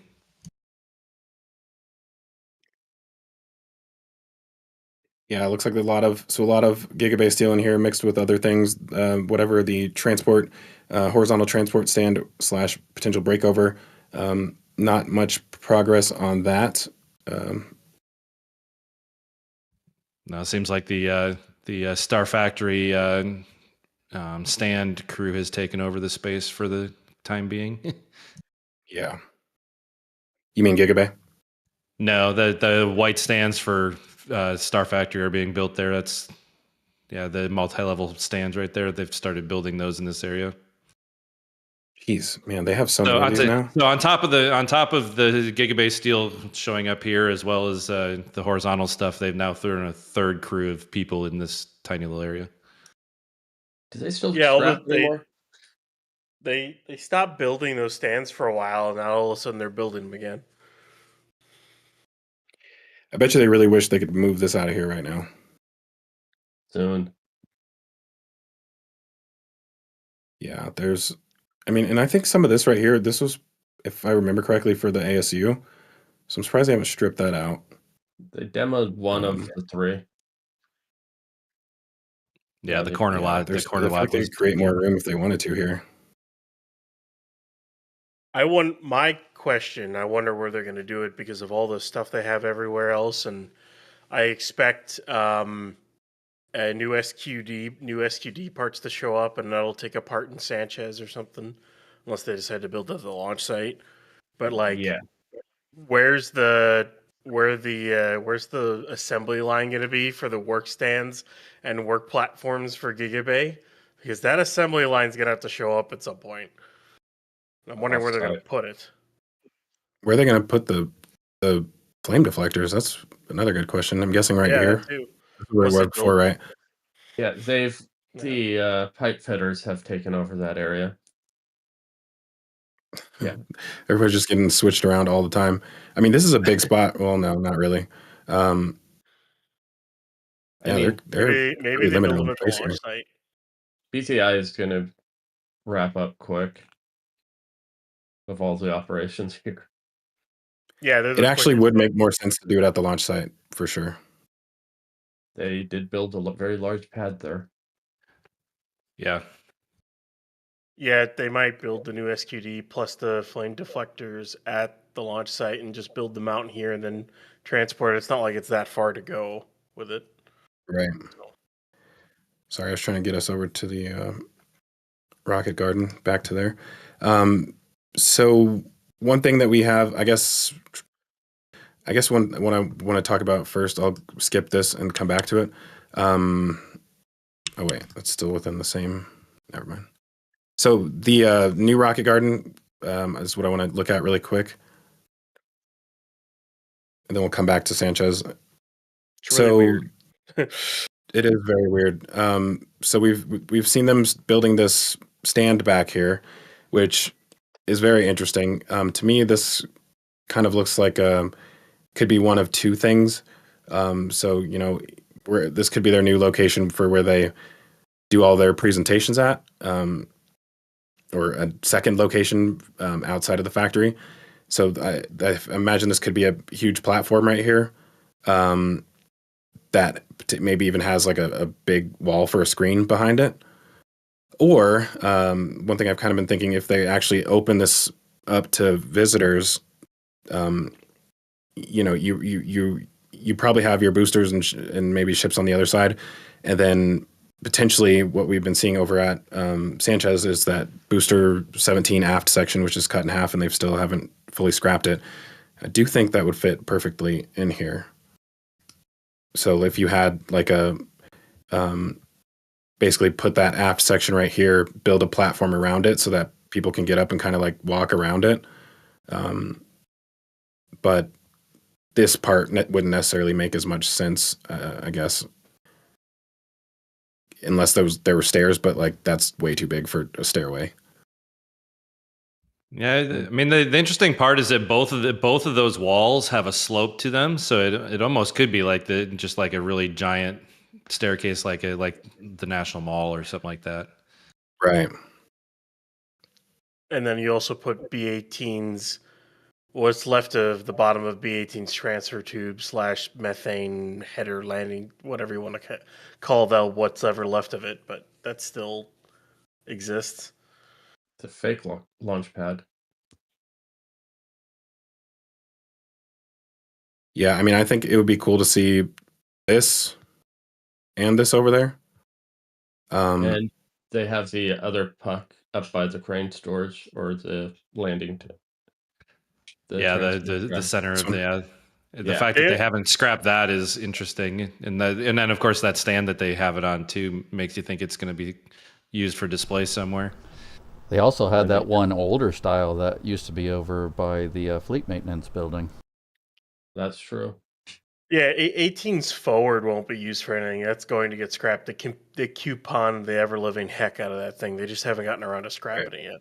And that right by your cursor is the last segment of the thrust puck of B3's boost. Yeah, of 18's booster. There's still a sliver left. If you go up, what are you talking about? Go up towards the forward again. 18's forward. Near that yellow telehandler there. Yeah, yep, that's 18. That's what's left of 18's aft, basically. And they've been keeping it because it has the TVC mount points and stuff on it. Interesting. Wonder why you'd want to keep that. Put it on display. Yeah, I suppose. Yeah.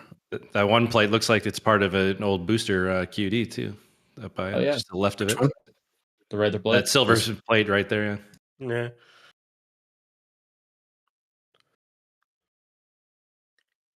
Yeah, it'd be cool because surely both of these are going to go over there as well. I'm interested that we haven't seen any piles being drilled down there yet. I guess not necessarily a priority right now. But we have seen booster. BTS. What's the new name for these? BTS3. BTR3. BTR3. Yeah. BTR3. So this now has obviously the SPMTs underneath it and has been loaded up with counterweights. So that's a little bit confusing to me because it kind of implies that Booster 19 will be coming back out soon. But do you guys think they've actually finished installing engines already? Yeah. Yeah, they're probably done by this point. Everything else, no. I don't. We'll see when it goes out. It's going to be kind of all of a sudden closure's just going to pop up, and 19 will be ready to roll out. But we'll see when that happens. Is there anything else that this could be potentially? Well, no, because 20 haven't finished stacking yet. Or they, yeah. 20 still needs its methane tank. Yeah, keep forgetting about that. They did bring in the aft section this week for 20, and I think they dropped in the header. The transfer tube already, right? The LOX tank is fully stacked as of yesterday. Okay. So I guess we can probably move on from Sanchez, unless we have any questions from here. Let me double check. While I'm doing that, unpopular opinion on Starship Park. I know there's supposed to be an amenities building there. It would be kind of funny if that little space that they're building right now turns into that. if you think about like a rest area on a highway, that center area could be for all of your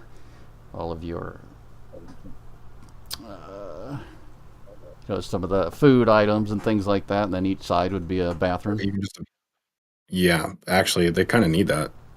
Vending machines. I'd almost bet that's kind of because it looks a lot like a roadside area hangout. Plus, that's where a lot of their poop pipes and stuff are too. When you go to walk into it, you're walking in, and I think what they'll do is they'll place a booster on one side and a ship on the other. So when you go to walk in the building, you see a vertical booster and a vertical ship. It'll be booster 12, and depending on when they finish it, it might be 20, or it might be S41 or 42, whichever one comes back first. Because as soon as they get a ship back, ship 20 is going to get the torch.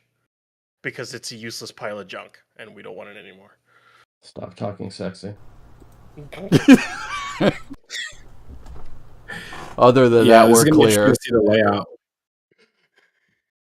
Because I imagine, I wonder if they'll put operational vehicles in here too, or if it'll purely be for display in here. I think that'll be like a little museum display amenities place. I think the storage of operational vehicles will be the actual rocket garden. Will be their old rocket garden back there. But then again, they're about to have a lot more stand area with Gigabay once it's done. Granted, they'll run out of room quick if they really start building a lot. But Definitely. Yeah, I could see half. I could see part of some of Gigabay end up being some of those cells just being parking spots for vehicles if they get until they're outfitted. Can't imagine that they're going to build up all 24 from the ground up. They'll probably do 6 at a time or something like that. But I don't know they'll have enough vehicles to need it either at that point. It'll take so long to fit out all 24 cells with a work stand, a work lift platform, plus all the work platforms going up to get around the vehicle. It'll take a long time to build all those. Like, we saw how long it took Mega Bay 1 and 2. That took months. Longer than that. Well, it took months to do like one stand. I think Mega Bay 2 took like a year and a half. 2. Yeah, I think the benefit's going to be that I think it's going to be much more pre-engineered and everything's going to stack ground up. Whereas the Mega Bays, a lot of that stuff all had to attach to the walls of the bay. So I think when they can build modules and stack them all up, or however it's going to go, I think it's going to be a little bit because they've got to fill in the gaps around all those cells to be the right size. R&D stands versus production stands. Mm-hmm. Yeah, that too. Everything's going to probably be pre-assembled and shipped in, and not bespoke built in Sanchez. I can't wait to see the biggest thing I can't wait to see overall, like that won't be R&D anymore, is the Roberts Road Star Factory once they build it. I just want to see Roberts Road Star Factory. Let's back up a little bit more. Matt, did we have questions from Sanchez? We do not, so we are clear. Cool. So Gigabay, BJ, what do we got this week? Yeah, we've hit the milestone there in the very center. We've moved up to level 5 segments of columns. This is where we start seeing some differences in the coming weeks. That here in the middle, it's all half-height columns.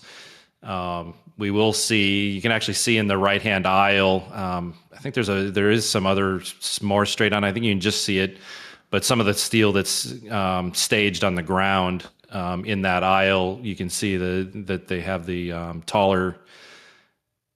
Yeah, that one there, right in the front of the right aisle. You can see at the base there's some of the double height columns. Those are going to be all at the stacking cell partitions. is kind of it These? has to do on the right hand side. So the 6 cells across against the Star Factory where they'll So essentially the intersections that are part of the exterior wall structure.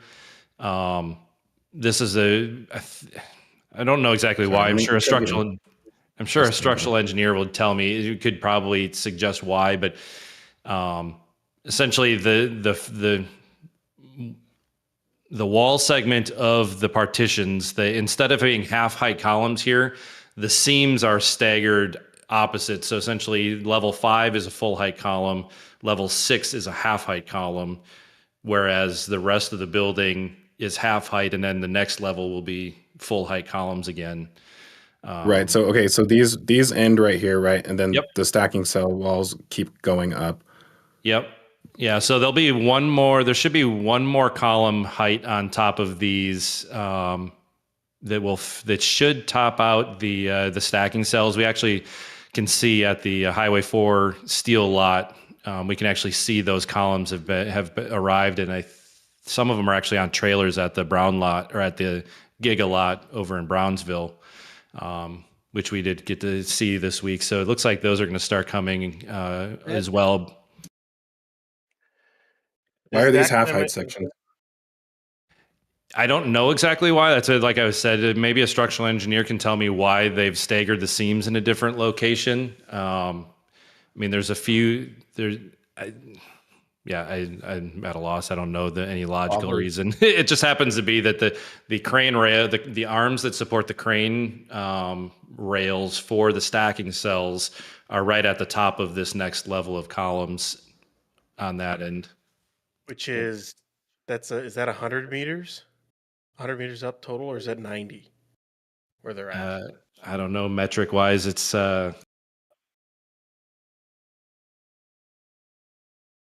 it's 290. It'll be at 290 feet. I know the metric on it because every floor is 30 feet. And when we get to essentially the 30-foot level, the 30-foot floors stop at the top of the level 5 half columns.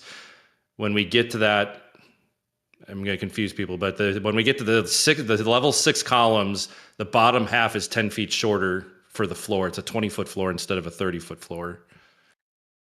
I think the column elevations, BJ, is strictly to do with crane access and how high they're lifting the tower cranes. Yeah, maybe.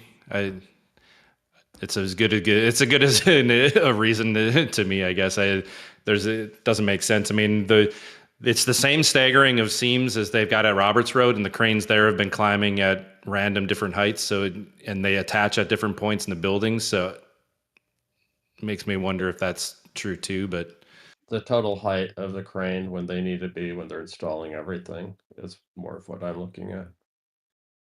But we'll see. So these three cranes have raised up, right? And this one hasn't? Nope. No, only the bottom right one has lifted 2 column segments or 2 modules. It only did it because the trolley for installing them was obstructing that one column that's in the middle of the stacking cell closest to the crane tower. So the column just to your right of your cursor, so the middle of that wall down on the exterior wall, that column to the left of your cursor. Oh, sorry, you said exterior wall? Yeah, the interior of the exterior assembly. So yeah, the one right there. So that column right there was skipped earlier in the set. They continued around without it. They didn't install it until they climbed because the trolley, because that's the bigger crane that has 12-foot tower segments instead of 9.5-foot tower segments, and that trolley is longer because of it. They couldn't put that column in because the trolley interfered with it. So they climbed 2 segments, then installed it. So that when they do this, they because I completely missed that. So when they do this, they have the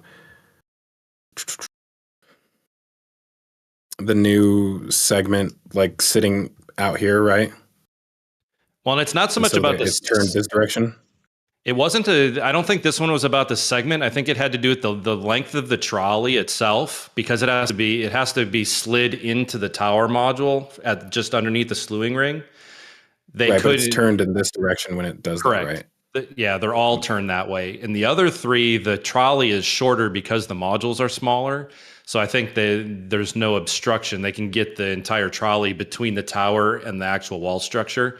Whereas the 2300 had that trolley was into the wall segment, into the wall corridor when they had to install it. Okay. But the top left crane in the northwest corner, that one, there's 6 modules sitting on the ground in the alley, which that previous image that we were looking at straight on would be a good one because there's also the cladding stuff we can show a little bit down in there. I haven't seen the trolley's not at so the modules are sitting up there. The trolley must be hidden somewhere in there because it's not at the storage lot right now. So I think that tower crane is gonna climb here probably in the next week, I would imagine. The reason I asked for this photo is that down at the bottom you can see the red Buckner 1220 that's being used for cladding arrived a couple weeks ago. But the Sky Guide, we finally Starship Gazer got us a good ground image of that trailer assembly that's just below it. It's called the Sky Guide. It ended up being exactly what I called it 2 weeks ago when we saw those the orange reels of wire on there.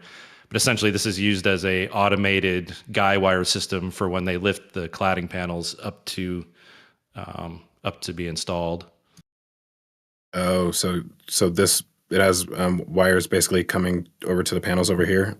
Yeah, so essentially those four. Yeah, so you've got those 4 winches on there, and then there's a shiv. There's 2 shivs on each end of it that those cables go to, and then those cables stretch up to the lifting bar, which is sitting on the ground just to the right of the Sky Guide. And then there's not a winch from that side, is there? No, these straight-on ones are the best view that we have of it without going back a week when it was still in Sanchez. How about this? Okay.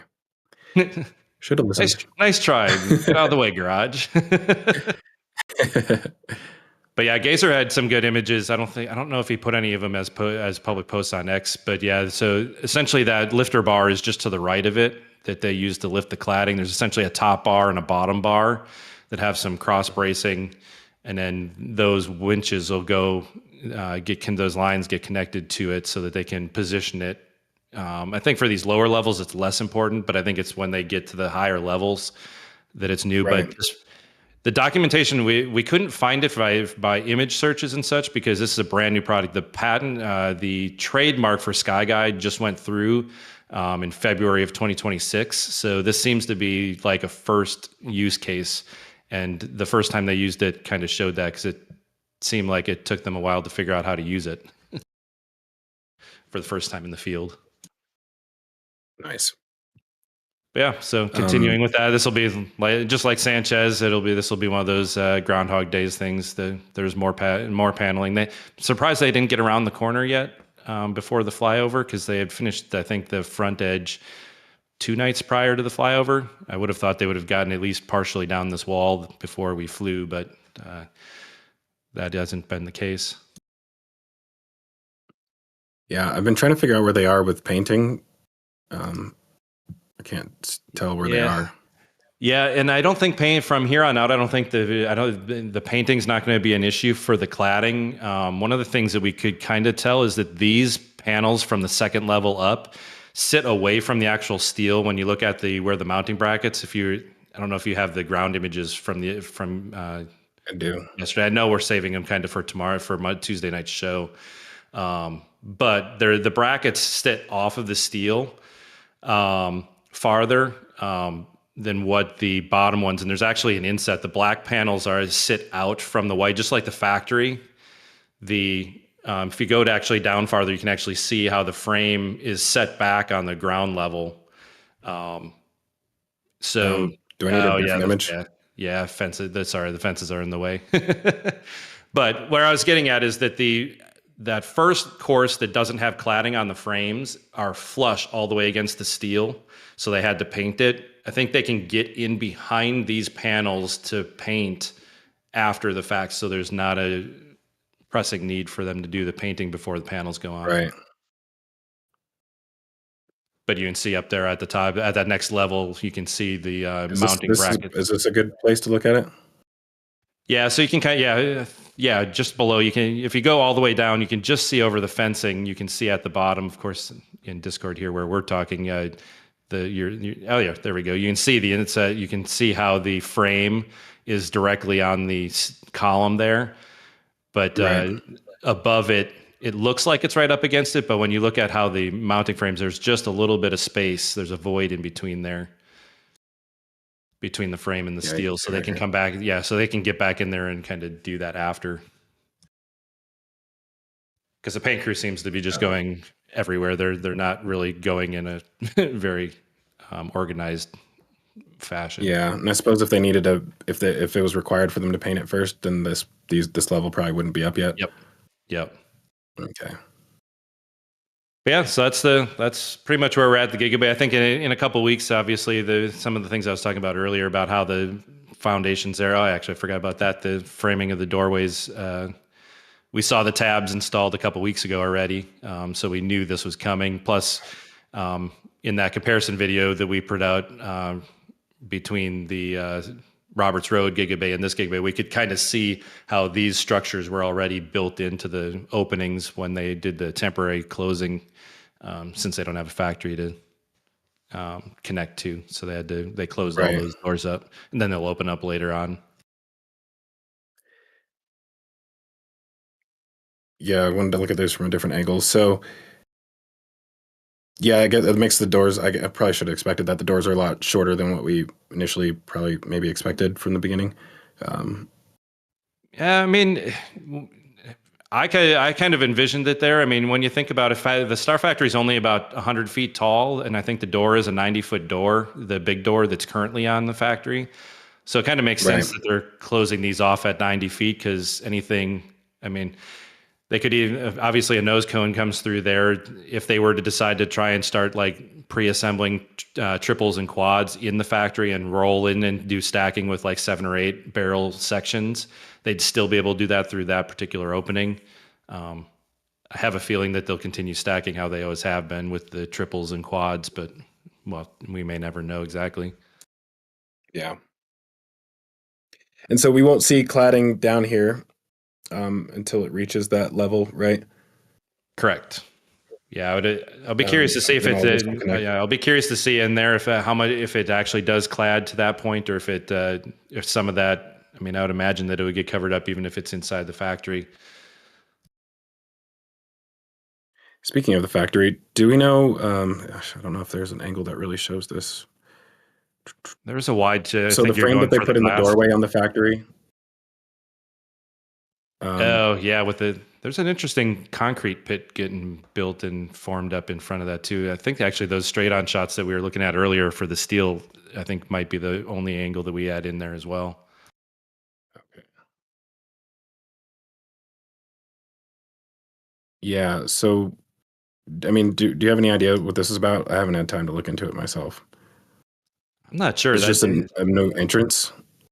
Well, I mean, the structural steel for me, I mean, mostly is that that lines up with that extra that intermediate level that's just before the second floor in that front right corner of there. Right. I think the height of that is just to continue the mezzanine that's all the way across the front of factory and connect it over to the Gigabay. I'm not quite so sure about what's going on with why they've got such a deep excavation with rebar there for concrete that's inside of that structure. Besides the footings. I mean, and I don't know what they would need in that particular location, but the columns that'll connect the Gigabay to the factory, because there's going to be an expansion gap. That's why they have the wide doorway framed up, that moment frame. Yeah. If you go down to where the two joined, about halfway down before the curve, they have it doubled up the same way. Yeah, that would make sense. Ground, right? Huh? No, they've got that fence in the way, so we don't really have a good view down in there. But yeah, that would make sense, Alex. That does look very much like the typical Star Factory footing there. Yep. Is there another one right here? Yep. Yeah, They haven't and they cut haven't any more continued yet. farther. It's just those two so far, which So I'm guessing we'll probably see them start putting those columns up probably pretty soon. Um, Interesting. And another thing that they've been doing, obviously, is changing out the windows for panels. Um, and I guess, do we know how far are they going all the way across? More than likely. yeah, the render showed that bottom strip will stay flat all the way over, and then there's a slight downward angle to a low point right that should roughly be right at the edge of where the cladding is on the Gigabay right now. So the glass may extend a little bit farther to the left than what it currently is, but it'll stay short. Okay. Yeah, kind of sad. Well, I mean, I guess you can still kind of see a decent amount up through here, through those windows, but not quite as much as we were able to before. Once that's done. Yeah, we'll get kind of those same views that the ground photographers get of like the nose cones and stuff. We'll get a similar view and all the way over to the edge. But as long as it goes all the way to the edge of to where the actual Gigabay starts, I could see it maybe be stopping where factory ends right now. But the render made it look like it was going to continue a little bit farther left, which would be nice. Yeah, I mean, it'd be nice if it comes through here. That'd be our only way of actually seeing when things are being transferred into there. So, yep. Yeah. Let's see. So Megabay 1 and 2. I think Megabay 1 doors was closed this week, but get some shots into Megabay 2, where ship 40 looks like they removed all the scaffolding. And this one kind of looks like it's ready for cryo testing, right? It should be pretty close, though. There's just one patch of tiles that's left on it, but of course that doesn't really matter for cryo testing. But I think it's just waiting on that stand to be ready. And to be honest, I think they want to static fire 39 before they cryo test 40 at this rate. So something tells me they'll move both of them out at the same time. And just keep them never both mind. Up massies and then swap them out. Yeah. Well, I guess I mean, theoretically, yeah. I keep forgetting about the cryo station not being ready for this, so maybe not. Well, and the fact that the old cryo stand still hasn't had any motion. I mean, we've seen some of that other work on it, but there's nothing suggesting that it's getting a clamp assembly back on to actually take a real ship. It looks like it's, at least for the time being, staying as a test stand. Right. So ship 39 right there, getting engines installed, or probably already had all of its engines installed by this point. Yeah, got a lot of testing coming up here soon. Anything else at the build site that we should probably touch on? I mean, we could take a look there at the the ship hot fire stand there, now that it's away from Massey's, and we can see a little bit more of the pipe work on there. The manifold's a little bit more finalized. That's the one we were talking about that had the nitrogen purge. One thing that wasn't on that stand last week was the two pipes that are in the, I'll call it an expansion loop, but it's just a diverter loop. Really, it's not about expansion, but to the top and bottom of the ring. This has penetrations coming through here, I guess, for the. That's the nitrogen purge. Yeah, well, that's the nitrogen. Those are the small ones that go into that upward purge. It's just going through that gap between the clamp and and that guide segment in between the clamps. Yeah, it's two. There looks like there's two of them right here. Yeah, and there's 6 pairs of them, I think Ryan said. There's 2 there. Yeah, those 2. So there's 2. 6 pairs of them, and then they're in pairs of 2 in between each RVAC. So, and you can see where the RVAC mounts are, brace mounts, I should say.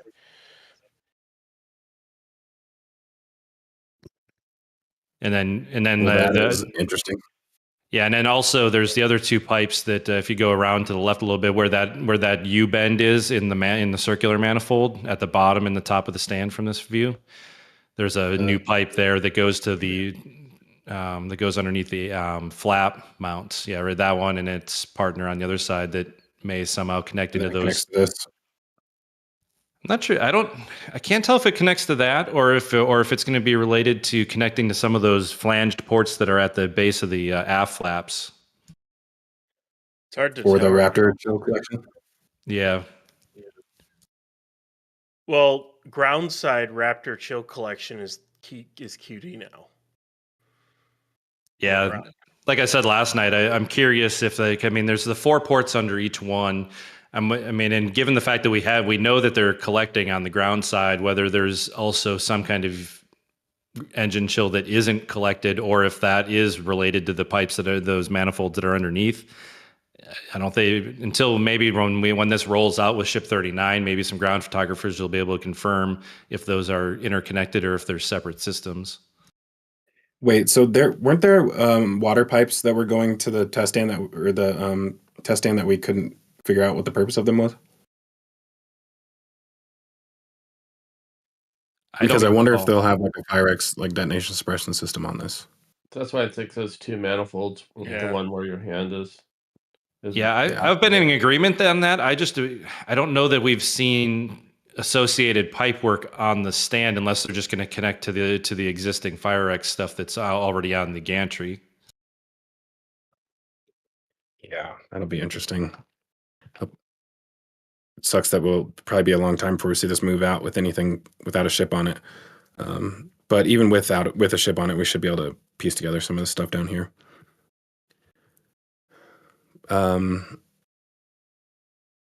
Not really much else to mention down here. No, not really. And I guess if I move, what is this? Crane parts? No, scaffolding. Yeah, it looks like scaffolding. I got 2 Gigabay questions if you'd like. Yeah, of course. All right. Sharon D is wondering, the walkways across the aisles, do they fold up so that they can get boosters and ships in and out? Those ones are actually suspected to just be a construction temporary structure that once the bay is finished, that'll all be removed. Perfect. And then Crane Man is asking, could they use the bridge crane inside of the mega bays to lay down boosters and ships, kind of like how they do whenever they lift the huge downcomers into the mega bay? They should be able to. That's how NASA's been doing it forever. Yeah, certainly a possibility. I mean, there's no way to know if they're going to break over the articles here or if they're going to do it at the port side. I mean, I think both ways are just as plausible at this point. The trailers they have at Highway 4 seem to. Makes me think it's going to happen here rather than there. But yeah. Yep. Same camp. And that's it. Cool. So, sorry, I was just thinking about these posts right here. Like, this seems like a really tight space now for the ring sections to travel through. That's not the. You don't need to go through there. The doors are behind that. Yep. But they'll remove the wall, so they won't even need doors, right? Even with this is this area where the mezzanine level is what we're looking at. Remember the other day when the LOX landing tank stand rolled to Mega Bay 1, it went through that corridor without an issue, which means that anything else vehicle size would fit through there. Without anyone seeing it. Sneaky. Yeah. Well, we saw evidence. We saw evidence of it. We just didn't actually know it was there until we saw it sitting in the ring yard. Till Gazer caught a shot of it while it had been sitting in the ring yard all day.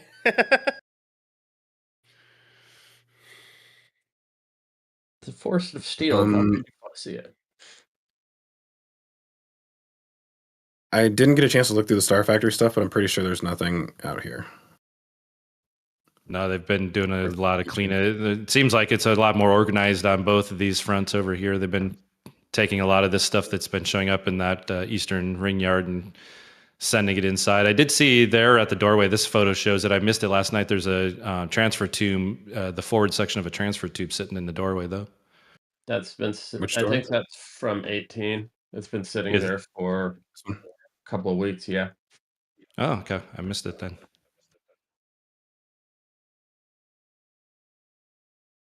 Nothing over here, just some raw materials almost.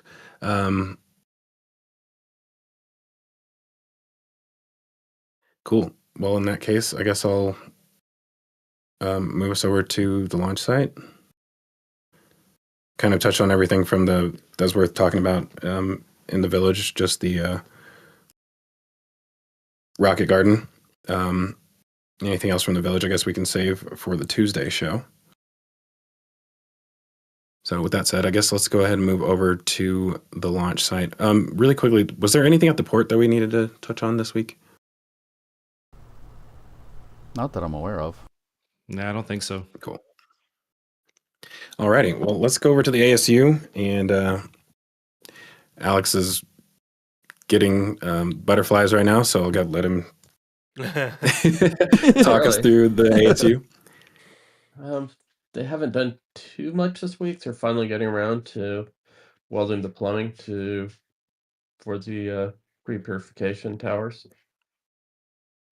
The 2 beer kegs on either side. Right. Yeah. The absorption columns. So these come through here on this side. yeah, and there's gonna be the out's gonna from that one. Back in? Yep. Yeah, for the pressure swing. Half there will go to one for a while, then a valve will switch, and then they'll send hot air to vent out whatever's been absorbed inside the column, and then the other column will get used. It's an alternating process. Yeah. So sorry, what are these for again? They're adsorption columns, so those will be absorbing the last water vapor, CO2, probably any stray hydrocarbons that they can get. Let's see. Is there like some kind of membrane in there that does that? Molecular sieves. They're basically think ceramic pellets. Let's see. Chemicals get adsorbed to the surface, and then if you heat them, it'll release them. So okay, so you passed it all through here. Yeah. And then I'm guessing once the like flow rate or the flux through there drops below a certain level is when you shut it in? It flips over to the other. Usually you'll use a timing as well as a sensor. And then from there it's going to go up to the top, head straight up, and it's going to go into the main heat exchanger, which you can see is a big Y at the center. It has a yellow cap right there. It heads into the main heat exchanger, and the fun begins. Then further up, they're finally finishing the water for the intercoolers for the TR compressors. These?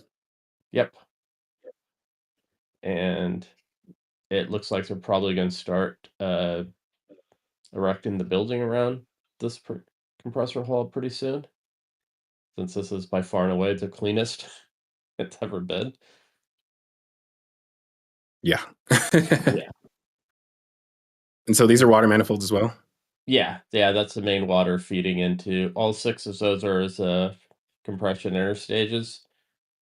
The yellow cap on the top of the 2 on the right, that's the outlet.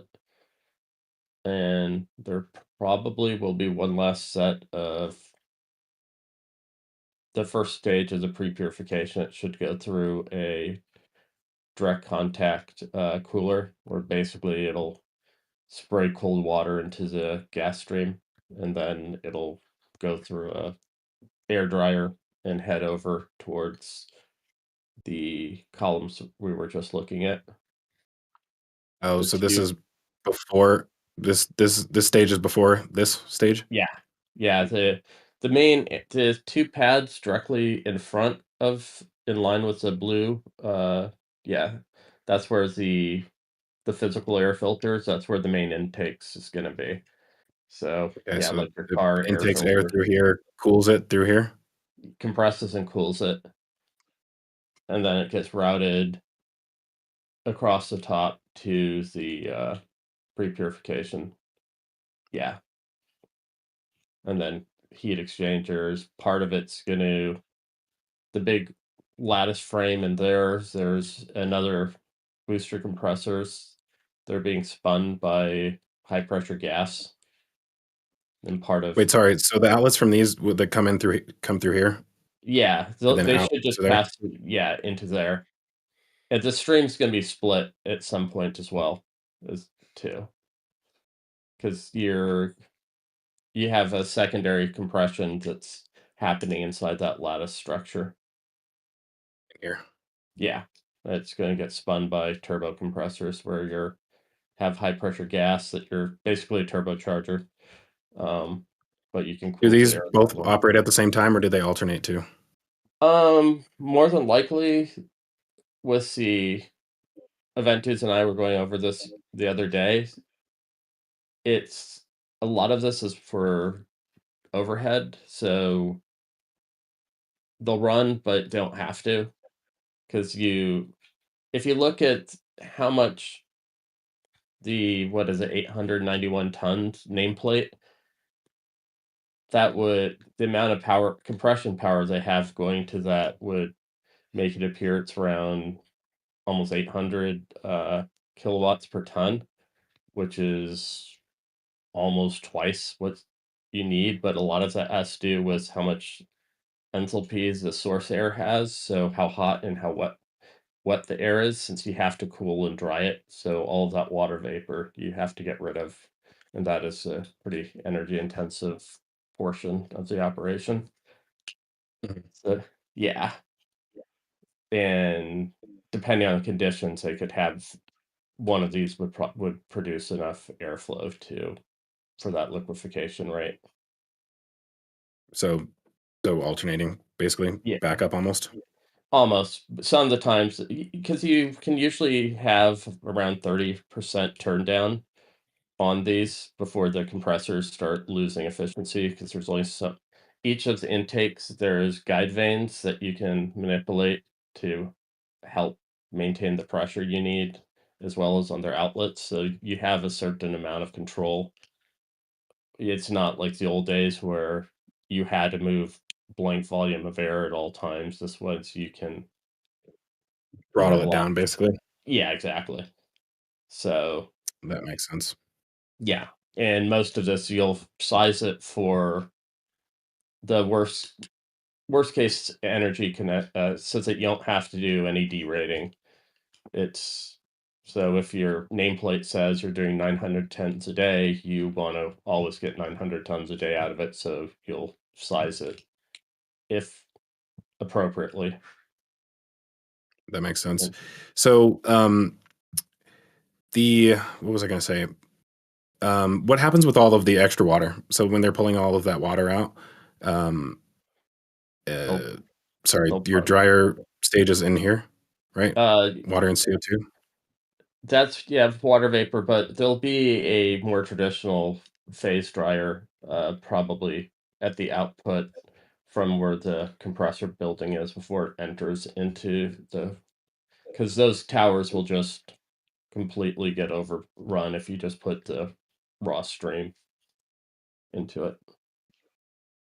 So certainly, Um, but what happens with all the water? it'll probably be collected and sent through as the cooling towers.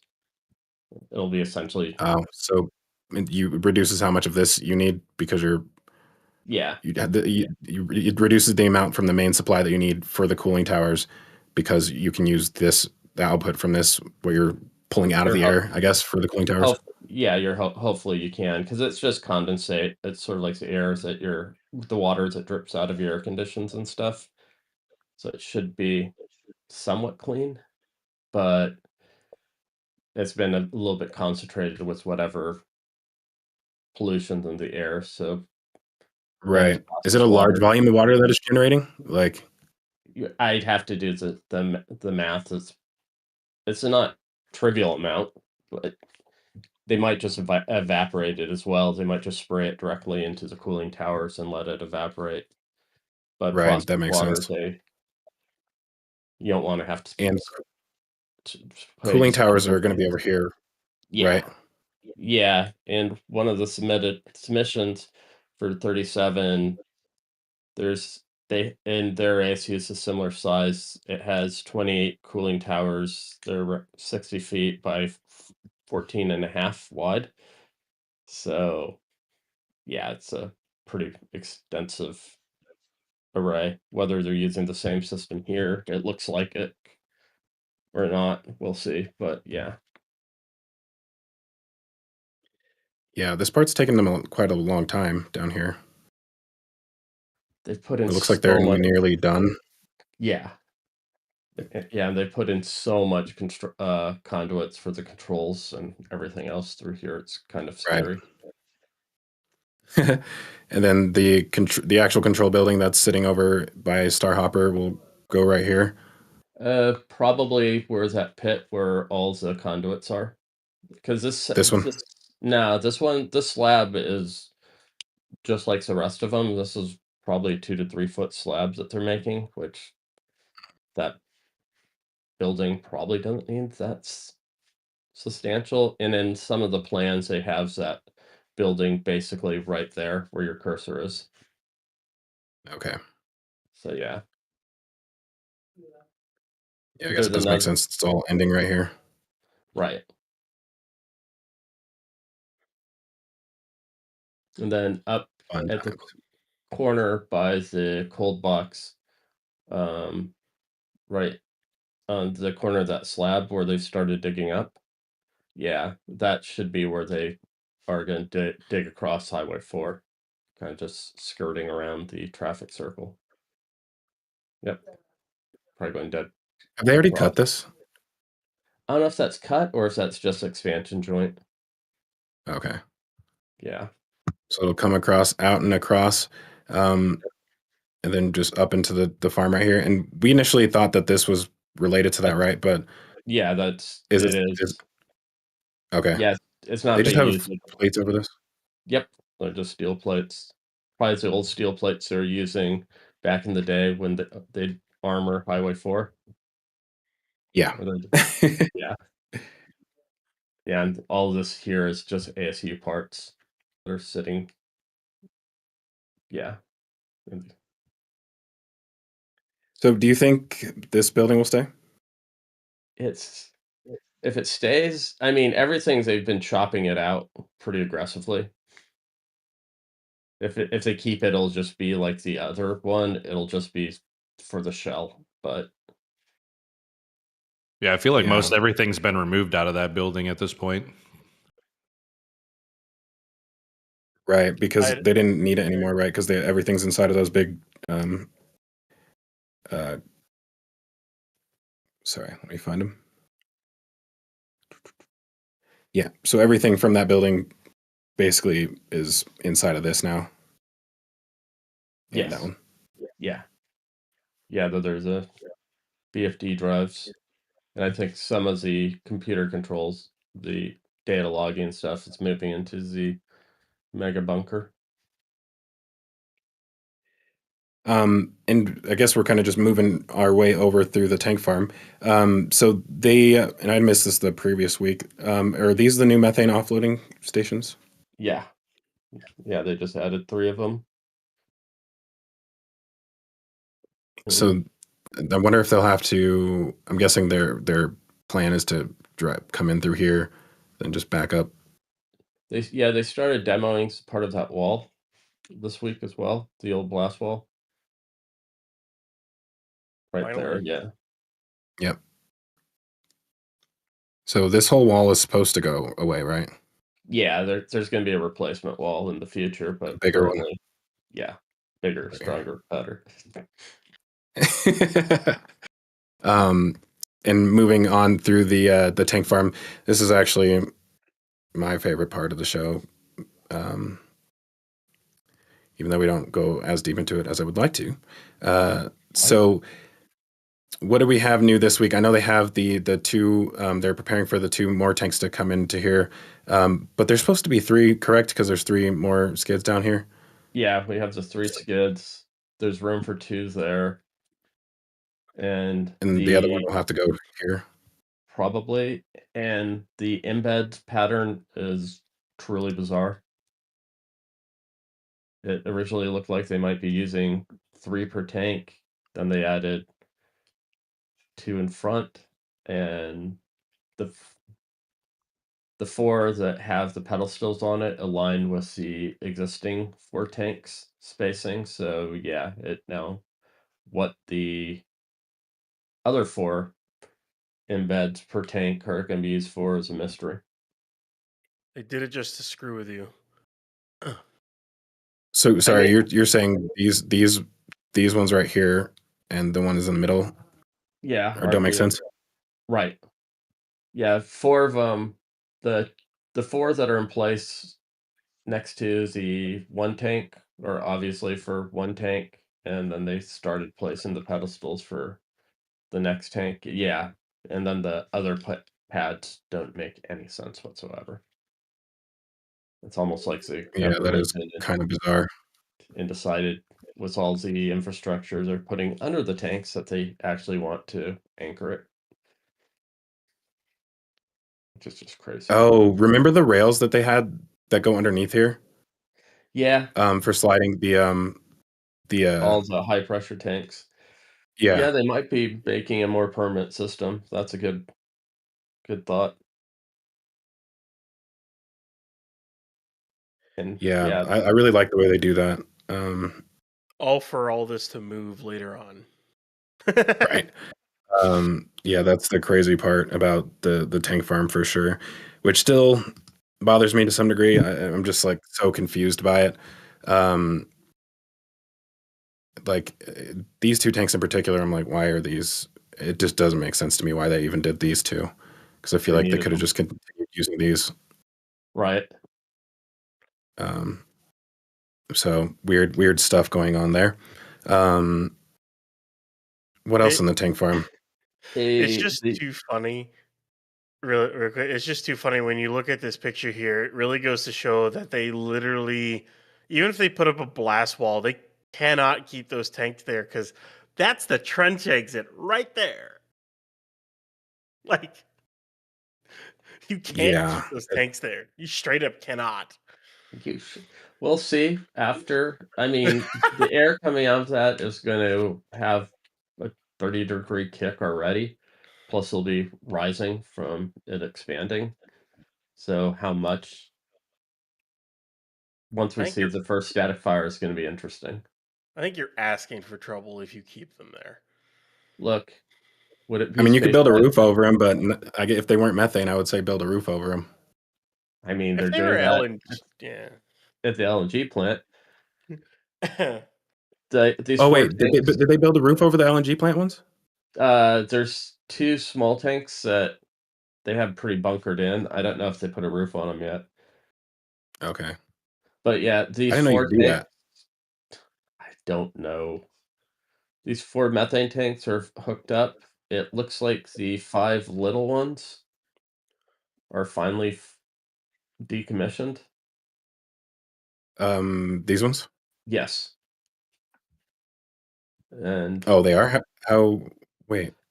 The last couple of weeks, the top 3 have none of the inlets have been frosted. And last week, during the flyover, it looked like they're finally doing the transfers of methane to the new tanks. Okay. But yeah, only the end 4 of these have been active for a while. These sorry, you're saying these 4? Yeah. The 2 big the 2 big ones. These ones. The first 4 and those 4. Yeah. So they had 6 active recently.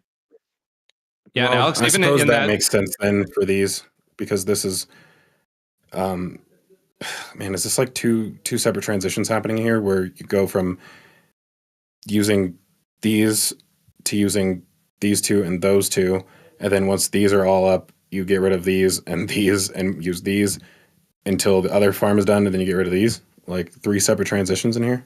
Yeah, but they're probably going to keep the 2 fat ones for as long as they can. Yeah, because And I would Why? figure. Go ahead, Alex.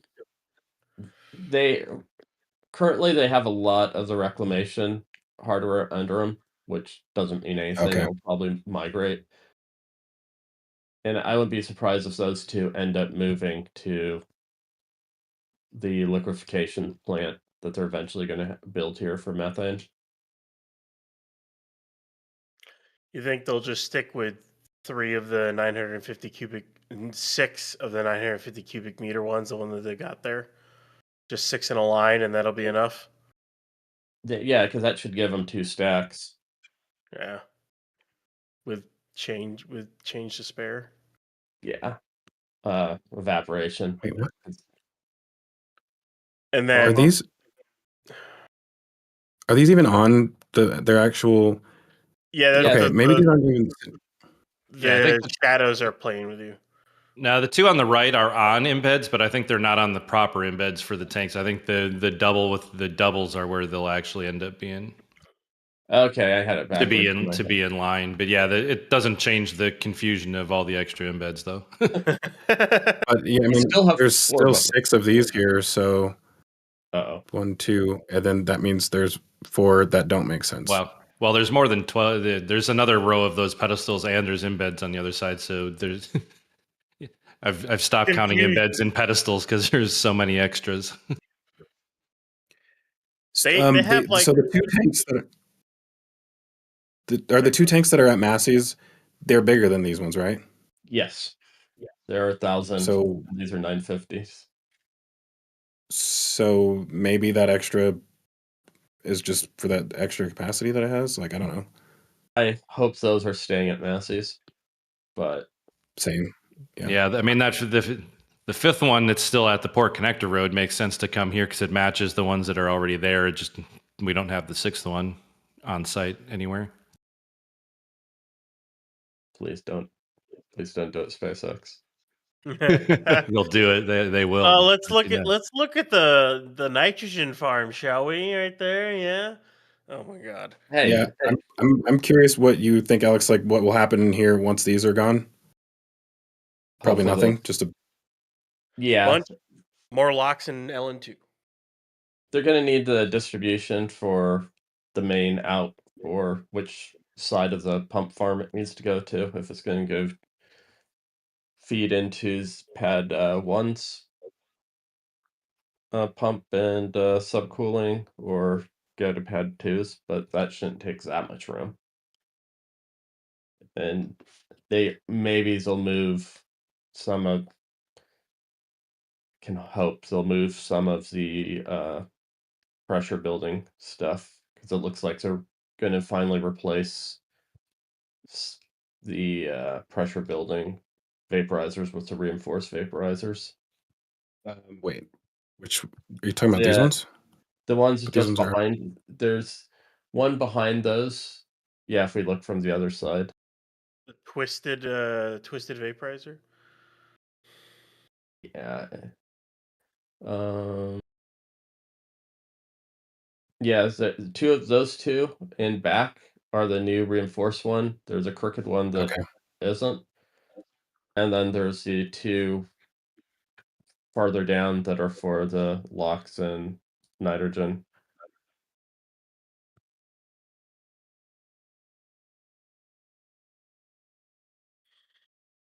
Yeah, between the 2 vertical tanks, there's the 2 other ones. I'm pretty sure that's where those 3 vaporizers are moving. It is insane how much they've redone things multiple times in here. I know. It's like force draft, top draft. Figure out how you're going to move. The funny thing is that it's not as necessary now. No. All of this reinforcement. Because the plume is not necessarily going to come this direction anymore. So I think it's I hope it doesn't. think they're just being safe. I mean, I think all the ones that are at 39A are all reinforced or at least semi-reinforced, so it just makes sense that they're just being cautious on it. Right. You're a public company now, or you want to be. You have to do grown-up things. True. Like actually design a Um, tank farm. Hey, it's an organically grown tank farm. uh, Yeah. So, Ryan, you were saying something about the nitrogen. What were you? well, no. referring to? What I think they should do is when they remove all those old methane tanks, and then they move that entire methane tank farm to a little trapezoid. Take that area right there and fill it with more LOX and LN2. So add more capacity. Not like it's not like it'd be that hard to do that. And before, Zach, he was talking about that fourth nitrogen tank that is the oddball. It's about the same size, but it's an oddball to the rest. The fourth one over from there. Just one. triggering. That one. Yeah. Just That triggering one. Alex again. Well, the other three they're using them for is they're densified, because they have them labeled, even the outlets for them as densified LOX or densified methane for feeding the subcoolers. Oh, so they're not all. So they what is it? 2 and 2? It's 2 and 1 actually. The way they have it plumbed up, I believe one of them shared. I think one of them has 2, and the other one they have. Yeah, so like 2 for LOX, 1 for methane, and then 1 that goes to both. Yeah, it's something like that. Yeah, it's crazy, but it's one of the weird areas where they do segregate their nitrogen. I think I asked you this last week, but so this one's LOX now, and Yeah. are these ones still nitrogen? No, all 3 of those are now LOX. Okay, so we have 8 LOX now total. Yeah, and the drained vent that's those 3 weird draft vaporizers they have, or they might not. They might just be blowers. That's now plumbed into, connected in with the other box fan. This one. Yeah. So whether or not those 3 are going to stay or if they're going to be removed, I'm not sure. Interesting. I don't know how you even saw that. I bet if I looked at it closely, I'd probably be out of the loop on this over the last few weeks. So, it's been slow. Some of these you'd have to go back a year to figure out what plates go where. Yep. And yeah, the other bizarre things, they've changed up how they're doing their LOX. Before they could switch off if they were outletting from the top or the bottom of the tank. Now they just combined and gave up the code. Combined what? Now it looks like they're all being bottom fed.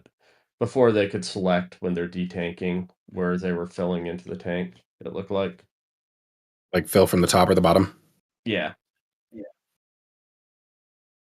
So, because you'll fill from the top to reduce ullage pressure.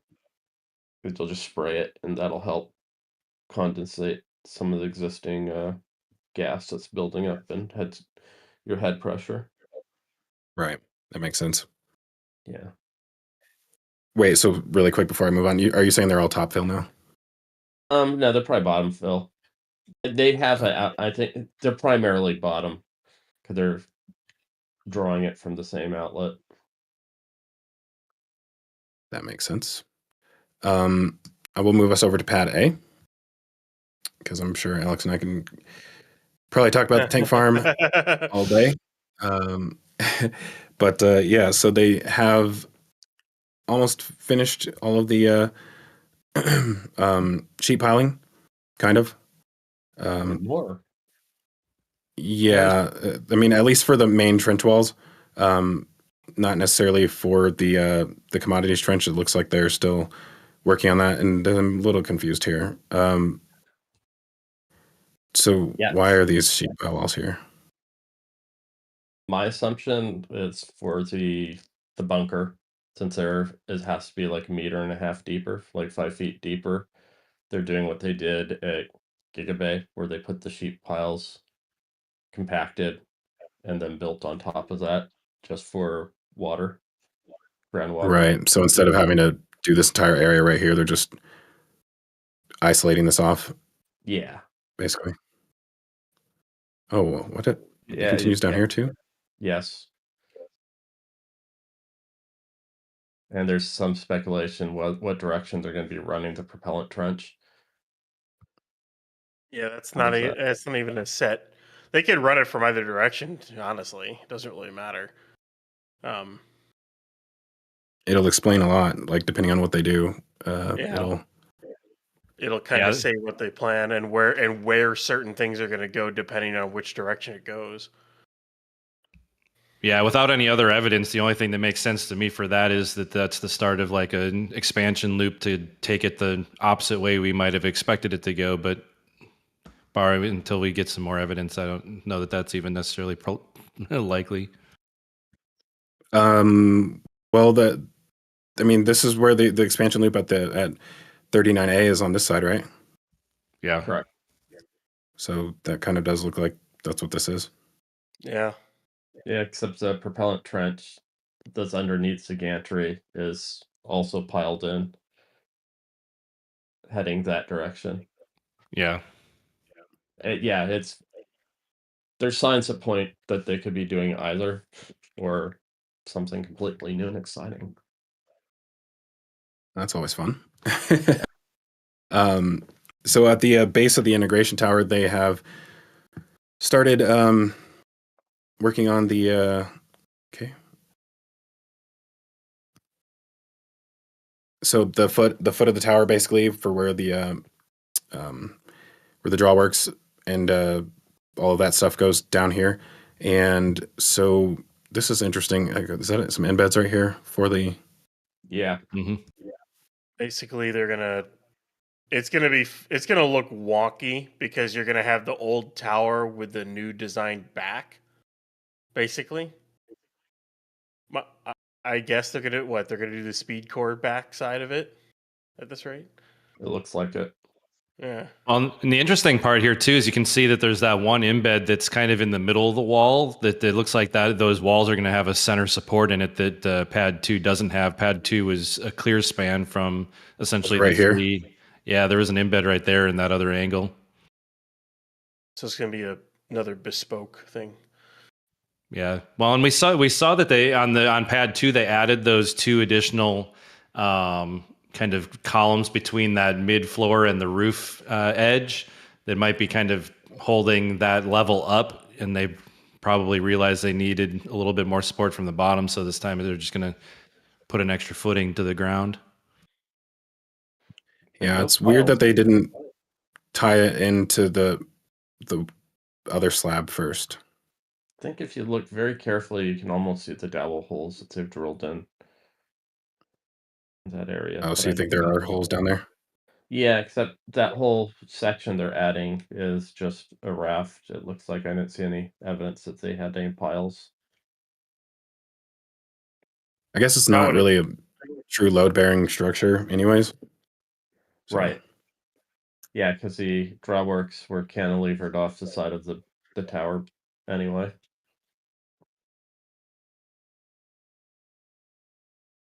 Are these new embed plates on here? I don't remember if those were just the old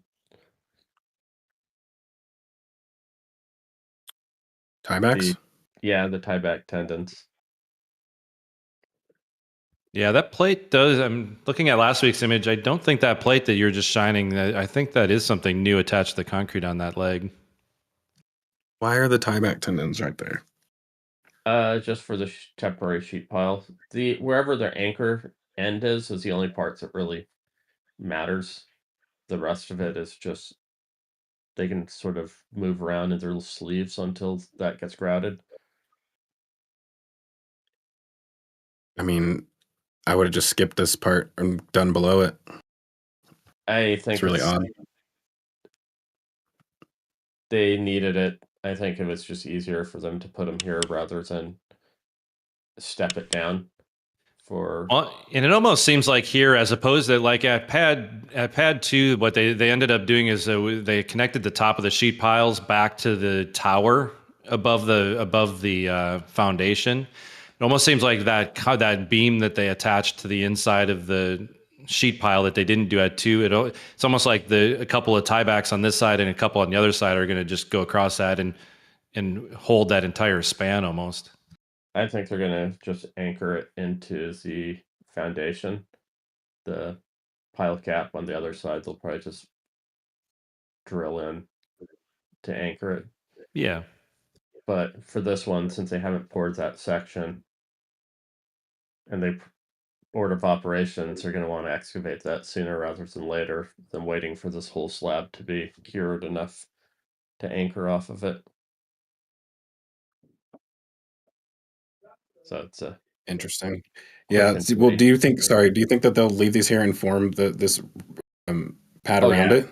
Yeah, those will just be embedded in the slabs they pour there. So that means that this out here doesn't come over the height of the, because it kind of looks like it does. I think there's another angle so that it's clear that you're down probably 3 to 5 feet. Because if you look at where the beam is or tied into, and then where the air compressors are, especially that top row is, I don't even think it's to the height of the tower base. Right.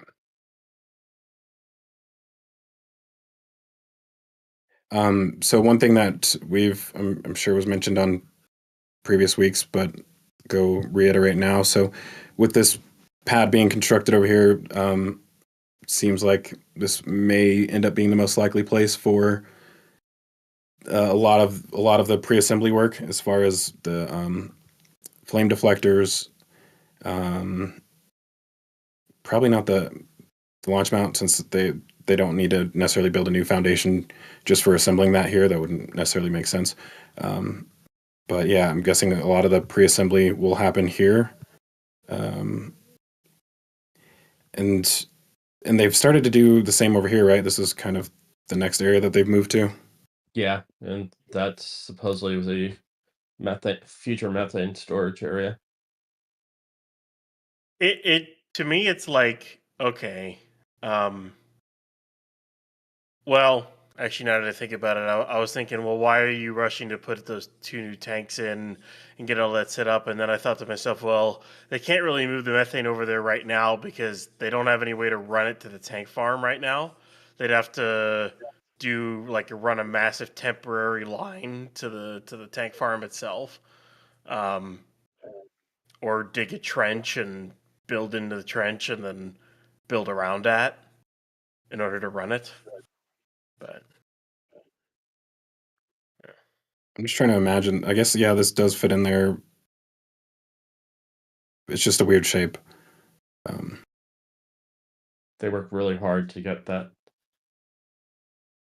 I wonder if they'll be lined like this, or if they'll be lined across the back.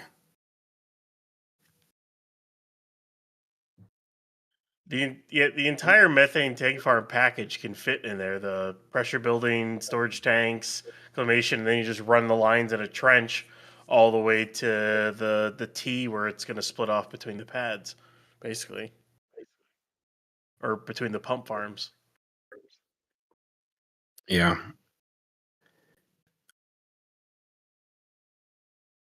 So we have a lot of stuff mixed in down here. I think everything down from here, from this wall down, is the ASU, right? And then all of this It's a new roof. is for bunker and roof, roof, bunker. Yep.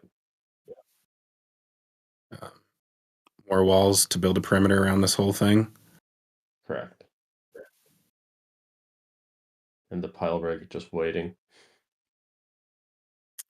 Right here. Yeah, see if that. For the to do the piles for the bunker. Or no, probably for the propellant trench. I think that you can see one of the bunker piles sticking up just above the jet grouter. If you head to the very left edge by the sheet piles. Oh yeah, right by those two sticks. They're kind of like two little stick-looking things up above your cursor. Up here? Yeah, To the right. Yeah. Yeah. No, down into the right. Down into the... Oh, right here. Yeah. Yeah. Okay.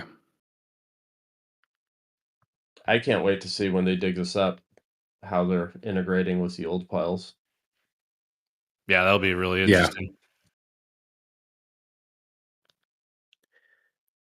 Yeah, that bunker is really odd. Let me see both of them in one shot. Yeah, so all of these piles are done then, and so this is just for the trench, what they're preparing for? That's what I'm thinking, but...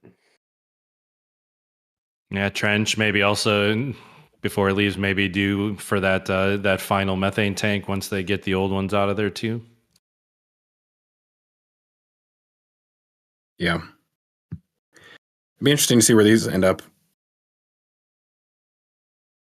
McGregor. Yeah, McGregor would Yeah, I be was my about to say they're probably going to expand something out at McGregor. Well, if they really, really want to up engine production, up flight stuff, they'll probably need more engine test stands, and well, those will work perfect for engine test stands. So Very true. Yeah, that's... I mean, you got to love the way they just shift everything around to different places. Supply chain management's got to be a very fun job there. it's gonna be nuts to watch all of the tanks that have to arrive for Slick 37. That's a lot of hardware for that. Have they even Especially since finished 39, with all their especially tanks since at 39. 39 doesn't even have all of its tanks Yeah, yet. it's nuts how many cryo tanks they still need. Like, they need a lot. They're not even done here, I doubt. I truly think they're going to add more LOX and LN2. So they need more tanks here at some point. They need to finish 39, and then they have to build the entire tank farm at 37. I think like the tank farm tanks are going to be the lead item for launching anywhere at this rate, or launch cadence in any way, shape, or form, with how long it seems to take for them to get them. It's very true. Yeah, I've thought about There's like plans. when they move this over to the other side, move this over here, if they will truly need another set of tanks in order to do that, or if they could just set up everything as far as all the skids, and then once all of the plumbing is ready to go, they move the tanks in last. My assumption is how they're going to do it. Yeah, because what if they set everything up, slide them in, and then slide the skids over, hook it in? They could have that They could have that operation done in like a week or two, if everything's set up right. You know, it wouldn't be that much of a delay, but it would probably still delay a launch. Well, on that note, there actually is all the stuff that goes beneath the tanks that you probably wouldn't be able to install until the tanks are here, so that might not work. You have Unless you use a crane to lift them in place, but exactly. oh, that'd be fun. Cool. So, anything else from Pad 1? They have an interesting camera set up on the triangle building.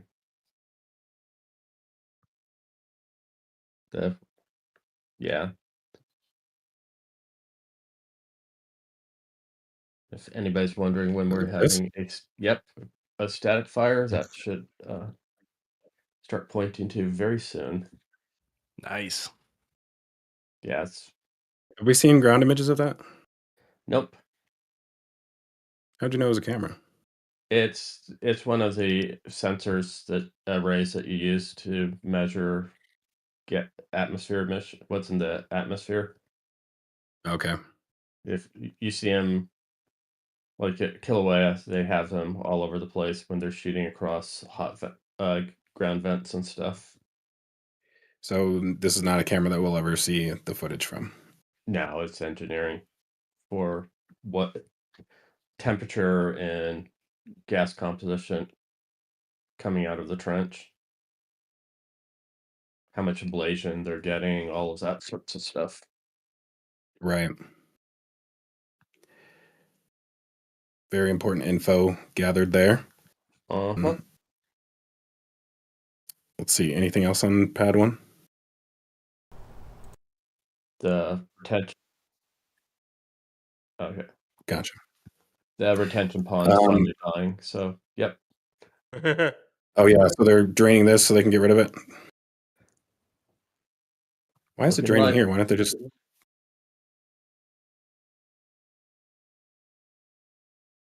I mean, oh, it just rained super hard today, right? Yeah. Yeah. Yeah, I would just say in a place that usually isn't that flooded, like if you look at SBL, like there's a lot of land that's pretty flooded at this point. Is it still raining? No, it's let up a little bit. It's not nearly as bad as it was before, but it kind of was raining pretty hard for most of the day today. So all that land there is now soaked. I mean, I'm sure it helps out a little bit, right? Everything helps. Yeah. All right, I'll go ahead and move us over to pad 2. Actually, let's go ahead and take questions because I don't think we've done launch site questions yet. And then we'll have to probably keep those questions to 5 minutes. Yeah, we just got a few donations real quick. Philip B sent $11.93 through PayPal, saying, "I love your flyover shows. They're fascinating, and I'm learning so much from all of you. Thank you." And then they also sent a $10 super chat. Aspen30 sent a $10 super chat, and James Wilson also sent a $10 super chat. All right, as far as questions, Brian Aries is wondering, why don't they double stack these tanks in the tank farm?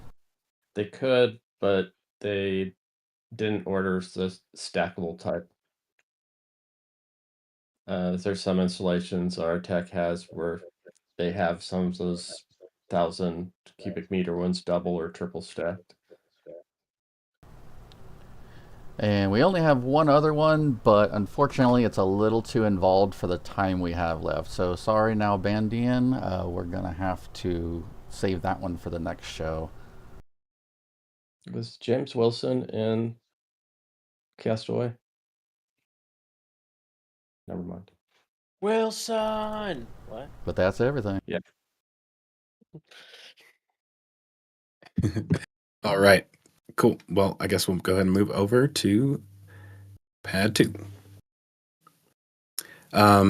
So first things first, I guess I'll just start down here since I'm here. Looks like they've removed the back wall from the retention pond, and have a little like bank set up here, a dam, coffer dam, I guess you can call it. So not really 100% sure what they're doing here, but it looks like they've removed the drain that was back here, and probably all the water piping that was going underground here. So that's fun. No, they would have only cut the end off. That entire pipe was buried in concrete underneath that retention pond wall footer. Yeah, so I think this is plans for possibly extending this, maybe. Even though I'm not sure if there's anything on the plans that was be interfered with if they. On the plans, that hole that's gone, and that's a road. That pond. Okay. Oh, so the pond is bigger. No, there's no pond. The pond, there's a water storage area, but it's well past this. So Okay. whatever that pond is going away, at least in the current plans. Interesting. Yeah, I guess whatever this was used for, which I'm assuming was probably for getting the municipal water system online, possibly. It looks like they're probably done with that. So yeah, lots of groundwork still down in this corner, which they seem to be doing last for some reason. You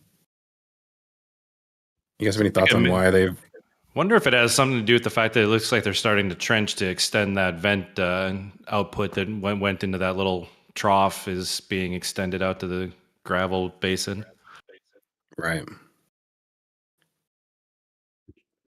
It's too funny. Is they went through and built that little the little pond for it, and then they get the approval for it, and now they're destroying it. It's just too funny. Yeah, I mean, this pond kind of looked useless anyways, to me, because I feel like it hits this wall and goes over. But yeah, interesting change there. With the actual launch mount itself, they did do. I don't know if this happened this week or if it was last week. If you guys talked about it on that show, can't remember if that happened this week or not. But they have been doing a little test. Should I see the best one to try and find this. So this actually doesn't look as bad as I thought it was going to from the air. So basically, they did a little test with, I forget what this material is called. The cleaner is called. But it's basically a cleaner in order to, I guess, resurface the stainless steel here. So I really expected it was going to be a lot shinier than it looks right now, but I guess it's just really depends on what angle the sun is at. But it appears that they're going to do that on the entire outer surface of this, which is going to make it look a lot nicer, as long as it's not actually reflective. But I imagine they may do that across the entire structure. At least, I don't think they'll do it in the trench on the floor, but probably the entire bunker and the walls. Probably not the deck of the launch mount, although they might. Doesn't necessarily seem like something that should be done on the surface up here because it'll just get. I mean, it's going to have its own character after it has to deal with the heat flux. So it's going to be interesting to see what this looks like after the first launch. Yeah, it's usually good. They usually just treat the welds to remove all the oxidation that heating it does, and then repacifies the chromium. So you don't think this will go? You don't think they'll do the entire thing? They'll just do the welds? I think they'll do the entire thing. Okay. But generally, they only treat the welds. And yeah, and it's something that you spray and then wipe off, or is it just? It should be a thick causticy paste. Oh. Yeah, it's a descaler. You're trying to, and there's other methods that you can use current through it and do sort of like with a sponge and electrolysis to. But yeah, it's to try and treat any of the surface imperfections from the welding.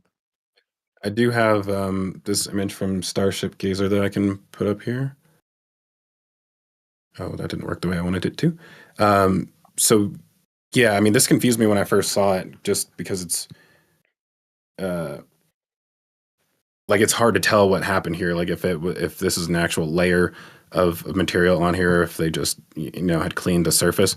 But I guess with the way that you can kind of see how the weld lines have disappeared here, that this is actually definitely a full layer of something here. And it's called hold on. Pharmacade? Yeah. Pharmacade stainless steel cleaner. And this is from Starship Gazer. So yeah, is this sprayed on or rolled on? I'm not sure how this one's being applied. I thought a lot of them are like a pasty liquid, but yeah, it's weird how the like you can still see the grinder marks here with it. Like I would have expected that to disappear. No, because that's you're seeing the surface imperfections. So it's how the Right. surface is interacting with the light. You'd have to And it's not filling be in that. blasted. No, this is just this is a chemical stripper. It'd be like when you strip paint, you still have the surface imperfections afterwards. They'd have to bead blast it or sandblast it to get rid of those marks. But how if it's like a paint that you're or a you said like a paste that you're applying to it, Then you you're spray it almost saying off. like you have to wash it off later. Okay. Yeah, then you remove it. And then you have to treat it to get the chromate to reoxidize. So you So usually as this has not been washed off yet, basically, it's and probably I'm been washed guessing off. really. It's however long they left it on, it looks like each panel. Okay. Yeah, the left panel looks like it's a water wipe at 1 hour, and then it was +1 and +5, +24. It's weird because like from your natural intuition, it seems reversed. Like this is 24, you know? Yeah. But yeah, so interesting. I guess they've taken off the tape. Well, the tape is gone. So that means they're done with the test.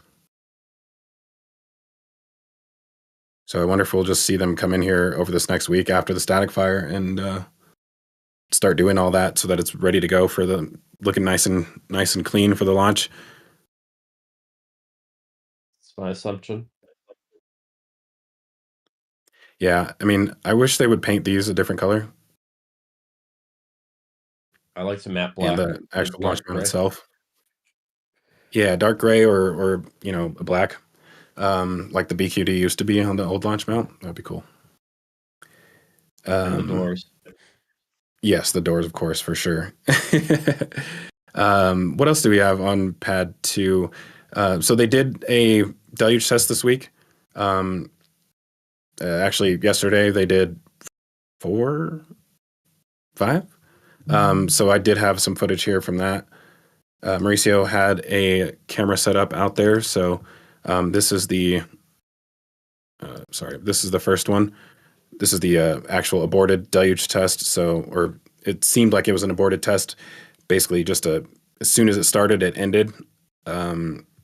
So, some people did suggest that this is like a system prime up, but as far as I have been able to tell, that's not really a thing on the flame deflector, which I'll get into when part 3 comes out here.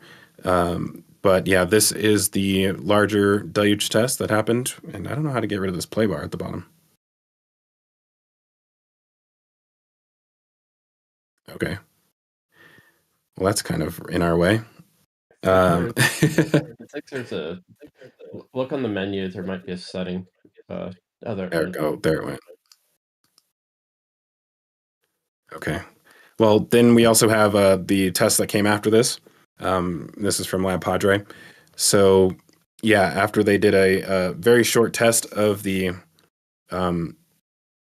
water-cooled deck, and it was difficult to tell in this, but I mean, the water looks kind of brown in comparison to, I guess, what it looks like a few minutes. Actually, that kind of looks the same color here. I guess from some of the other angles, it looked like there was a lot of rust in the water, but you can't really tell as well here. Right there, it definitely looks really brown. I'd have to probably pull up one of the NSF views to see it. But yeah, so they did that short test, and then a little bit later, they did the larger test, full pressure, or higher pressure. Hard to tell what full pressure actually is on this system. And I thought it was really funny that they parked the man basket down here right at the corner to where the water will spray around it. And then they had another one on the opposite side, basically in the same position, which was, it's almost like they intentionally put them there. Like not that they couldn't move them out the way, but they put them there for a reason. or because they could have just moved it to the other side of the tower, so it would have been completely out of the way. So something tells me that they left those there for a reason. I don't know what that would be, but A prop bet. right, just to measure the spread, I guess. Yeah, but nice to see them do that. That's only the second time that we've seen that system tested. But we do have Booster 19 probably rolling out soon for static fire testing. So now that most of that scaffolding, other than what's in the middle, is removed, we'll probably see this stuff removed this week and in preparation for Booster 19 to roll out. And I guess one of our last topics of the day is going to be the top of the integration tower, which I'll let somebody else discuss. Yeah, I mean, this week they got looks like for the most part, the crane operations are done. They've lifted all the staircase or the handrail sections up to the top after getting all of the Module 9 side claddings on. We did have one other view that showed the front, kind of the nose with the two smaller panels. The one has some cutouts that might be some engineering cameras and whatnot that are going to be mounted in there. And then off to where they built the actual roof, there's some frames and some some of those angled louver covers, kind of like what the vents on the gantry have or on the bunker, that might cover those up so that the cameras can point down but not take a blast from liftoff. Oh, so they'll only be looking down, but they won't actually follow it up like they did before. Yeah, at least so maybe with ones that are in those holes. Maybe I think there'll still be some cameras up on the top as well on the handrails and whatnot. I don't think those 4 post spots will be the only camera locations. But yeah, those pieces that are off to the side definitely look like they're covers for that. Where are they at? Where the roof was built, down on there next to the isolation and purge. Yep, those right there. We'll have to see it, but I can't say for sure that they're going to go on there, but they look about the right size and would make sense. But yeah, that's the roof. Definitely Getting nice and closed off up there.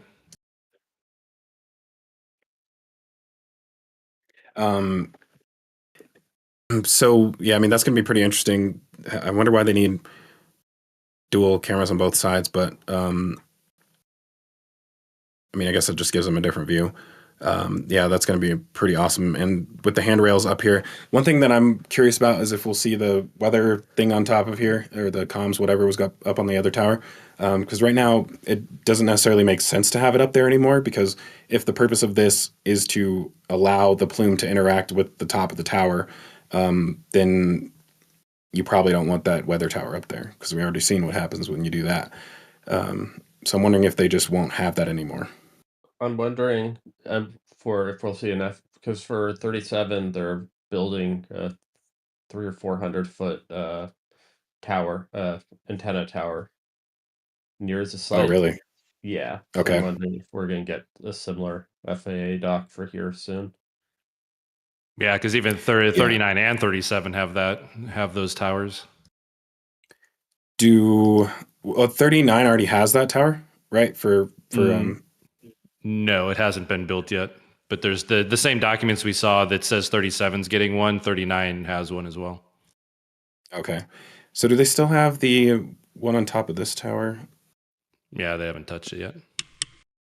So I wonder if they'll still be using this.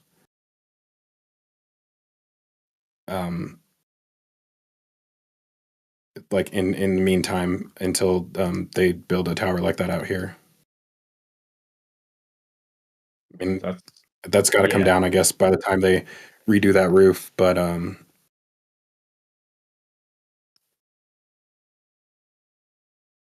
yeah, I mean, it would make sense to keep it separate from this, just to keep it protected. But man, having that walkway up there is going to be really cool for whoever gets to go up there. And this is completely shielded off now, so you can't see like out at all when you're on that level, except from the backside. So you have to come all the way up to the roof in order to actually get that view now. I'm still hoping that we'll get cladding all the way up the tower. Give them time. But one of these days, I mean, there's no way they put these tabs on here for no reason. So 2 times, like if they did it on the first tower, I'd be like, okay. But doing it on every single tower, it's clear that there will eventually be cladding all the way up, which I can't wait for. This crane is currently getting repositioned, or sorry, all of the counterweights have been added back onto the tray. And so it looks like it's preparing to lay itself down for the static fire. Initially, I thought it was going to reconfigure, but I don't think they're actually done. If they're going to add all this stuff up there, it makes sense to just use the crane to lift it up. So I'm guessing we'll probably see this crane lift back up after that. Yeah, until I noticed those pieces, I was thinking that it would get down and get ready to go do tanks, but I think it may just be static fire preparations. What is going on with Marvin? The A-frame and the main winches were sent off, as well as the boom heel for the refurbishments that the rest of the boom got last year. Okay. Meanwhile, it's just sitting there collecting dust. Yeah.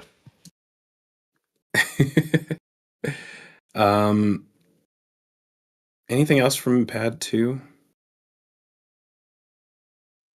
Not much. I mean, they're finishing off the concrete there over against the highway there. That is half done and whatnot. But I know we're running short on time, so I won't get into too much small stuff. Yeah, we got about 10 minutes. Cool.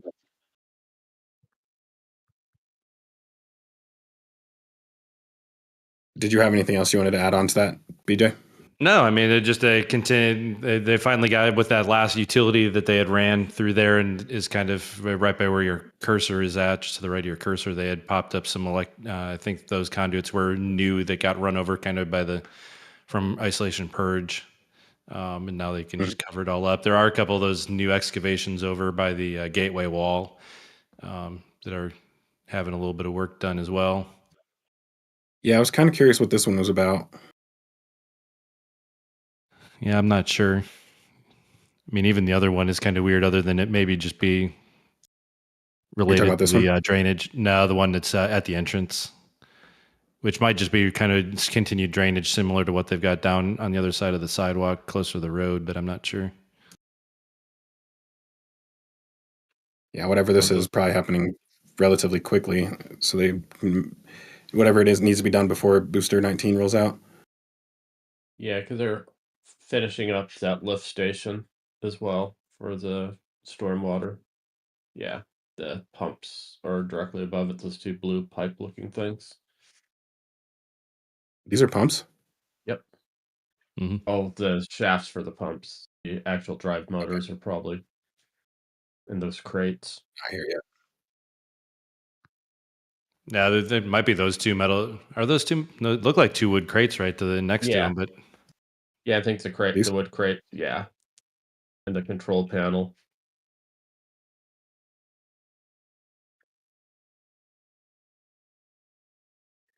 Yeah, and then down here, not much else new here, I don't think. Yeah, that area actually feels like it's going to be installed.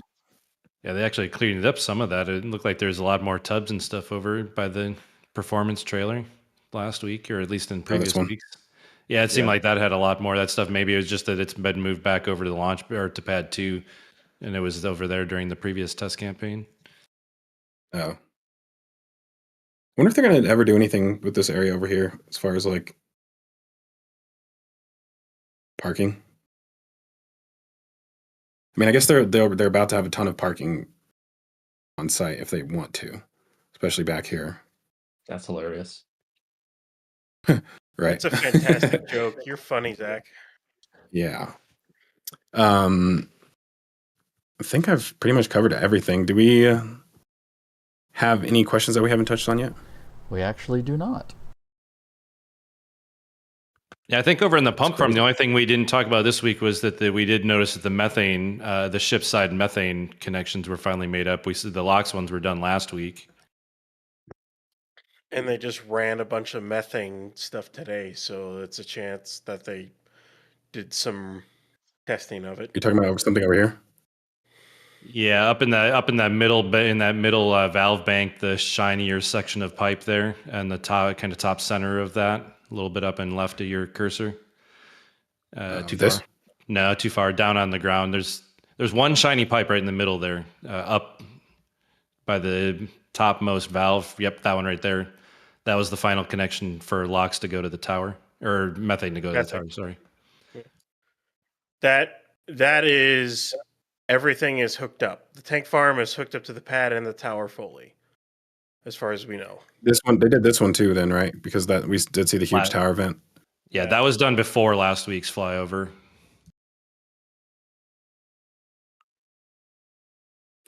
I wonder if all of this is cleaned off now with the rainstorm, or if it looks even worse. Looks worse. Judging by the dirt on my truck after some rainstorms, I'm going to guess it just moved it around. It didn't actually clean it. Yeah. Well, cool. I guess that just about covers everything. If we don't have any additional questions from the chat.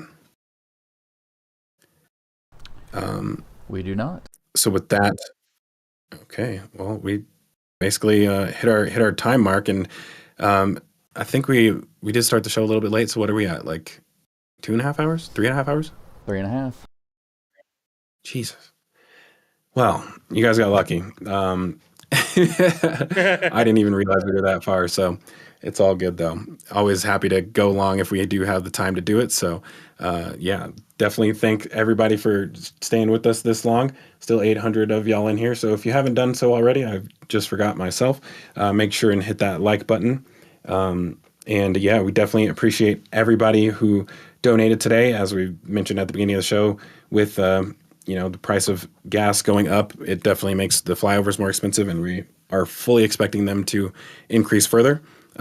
So yeah, we definitely appreciate everybody who donated to help us out with that, and also towards the new power bank for doing the live streams on the during the actual flyovers. So really appreciate everybody who donated, both in the chat and on PayPal. And yeah, with that, I will pass this off to Alex, and I will see you all on the next show. I should be here next week, hopefully. We'll see what happens. Thank you, Zach. Thank you, Matt and RGV and everybody else. It was a fun show. And yeah, off to you, BJ. Yeah, thanks everyone for joining us for another great one and a nice long conversation on all the things that we had to see this week. And hopefully weather cooperates with us this next week and we can do it again next week. And to you, Ryan. Yeah, it's a pleasure as always to hang out with you guys, especially Zach, BJ, and Alex. Always fun to talk about Starship. Yeah, we really appreciate you guys being here. Just to mirror what Zach said, we appreciate all the donations, all the questions, all the interactions through chat and with Patreon and Discord and all that stuff. So we really appreciate you guys very, very much.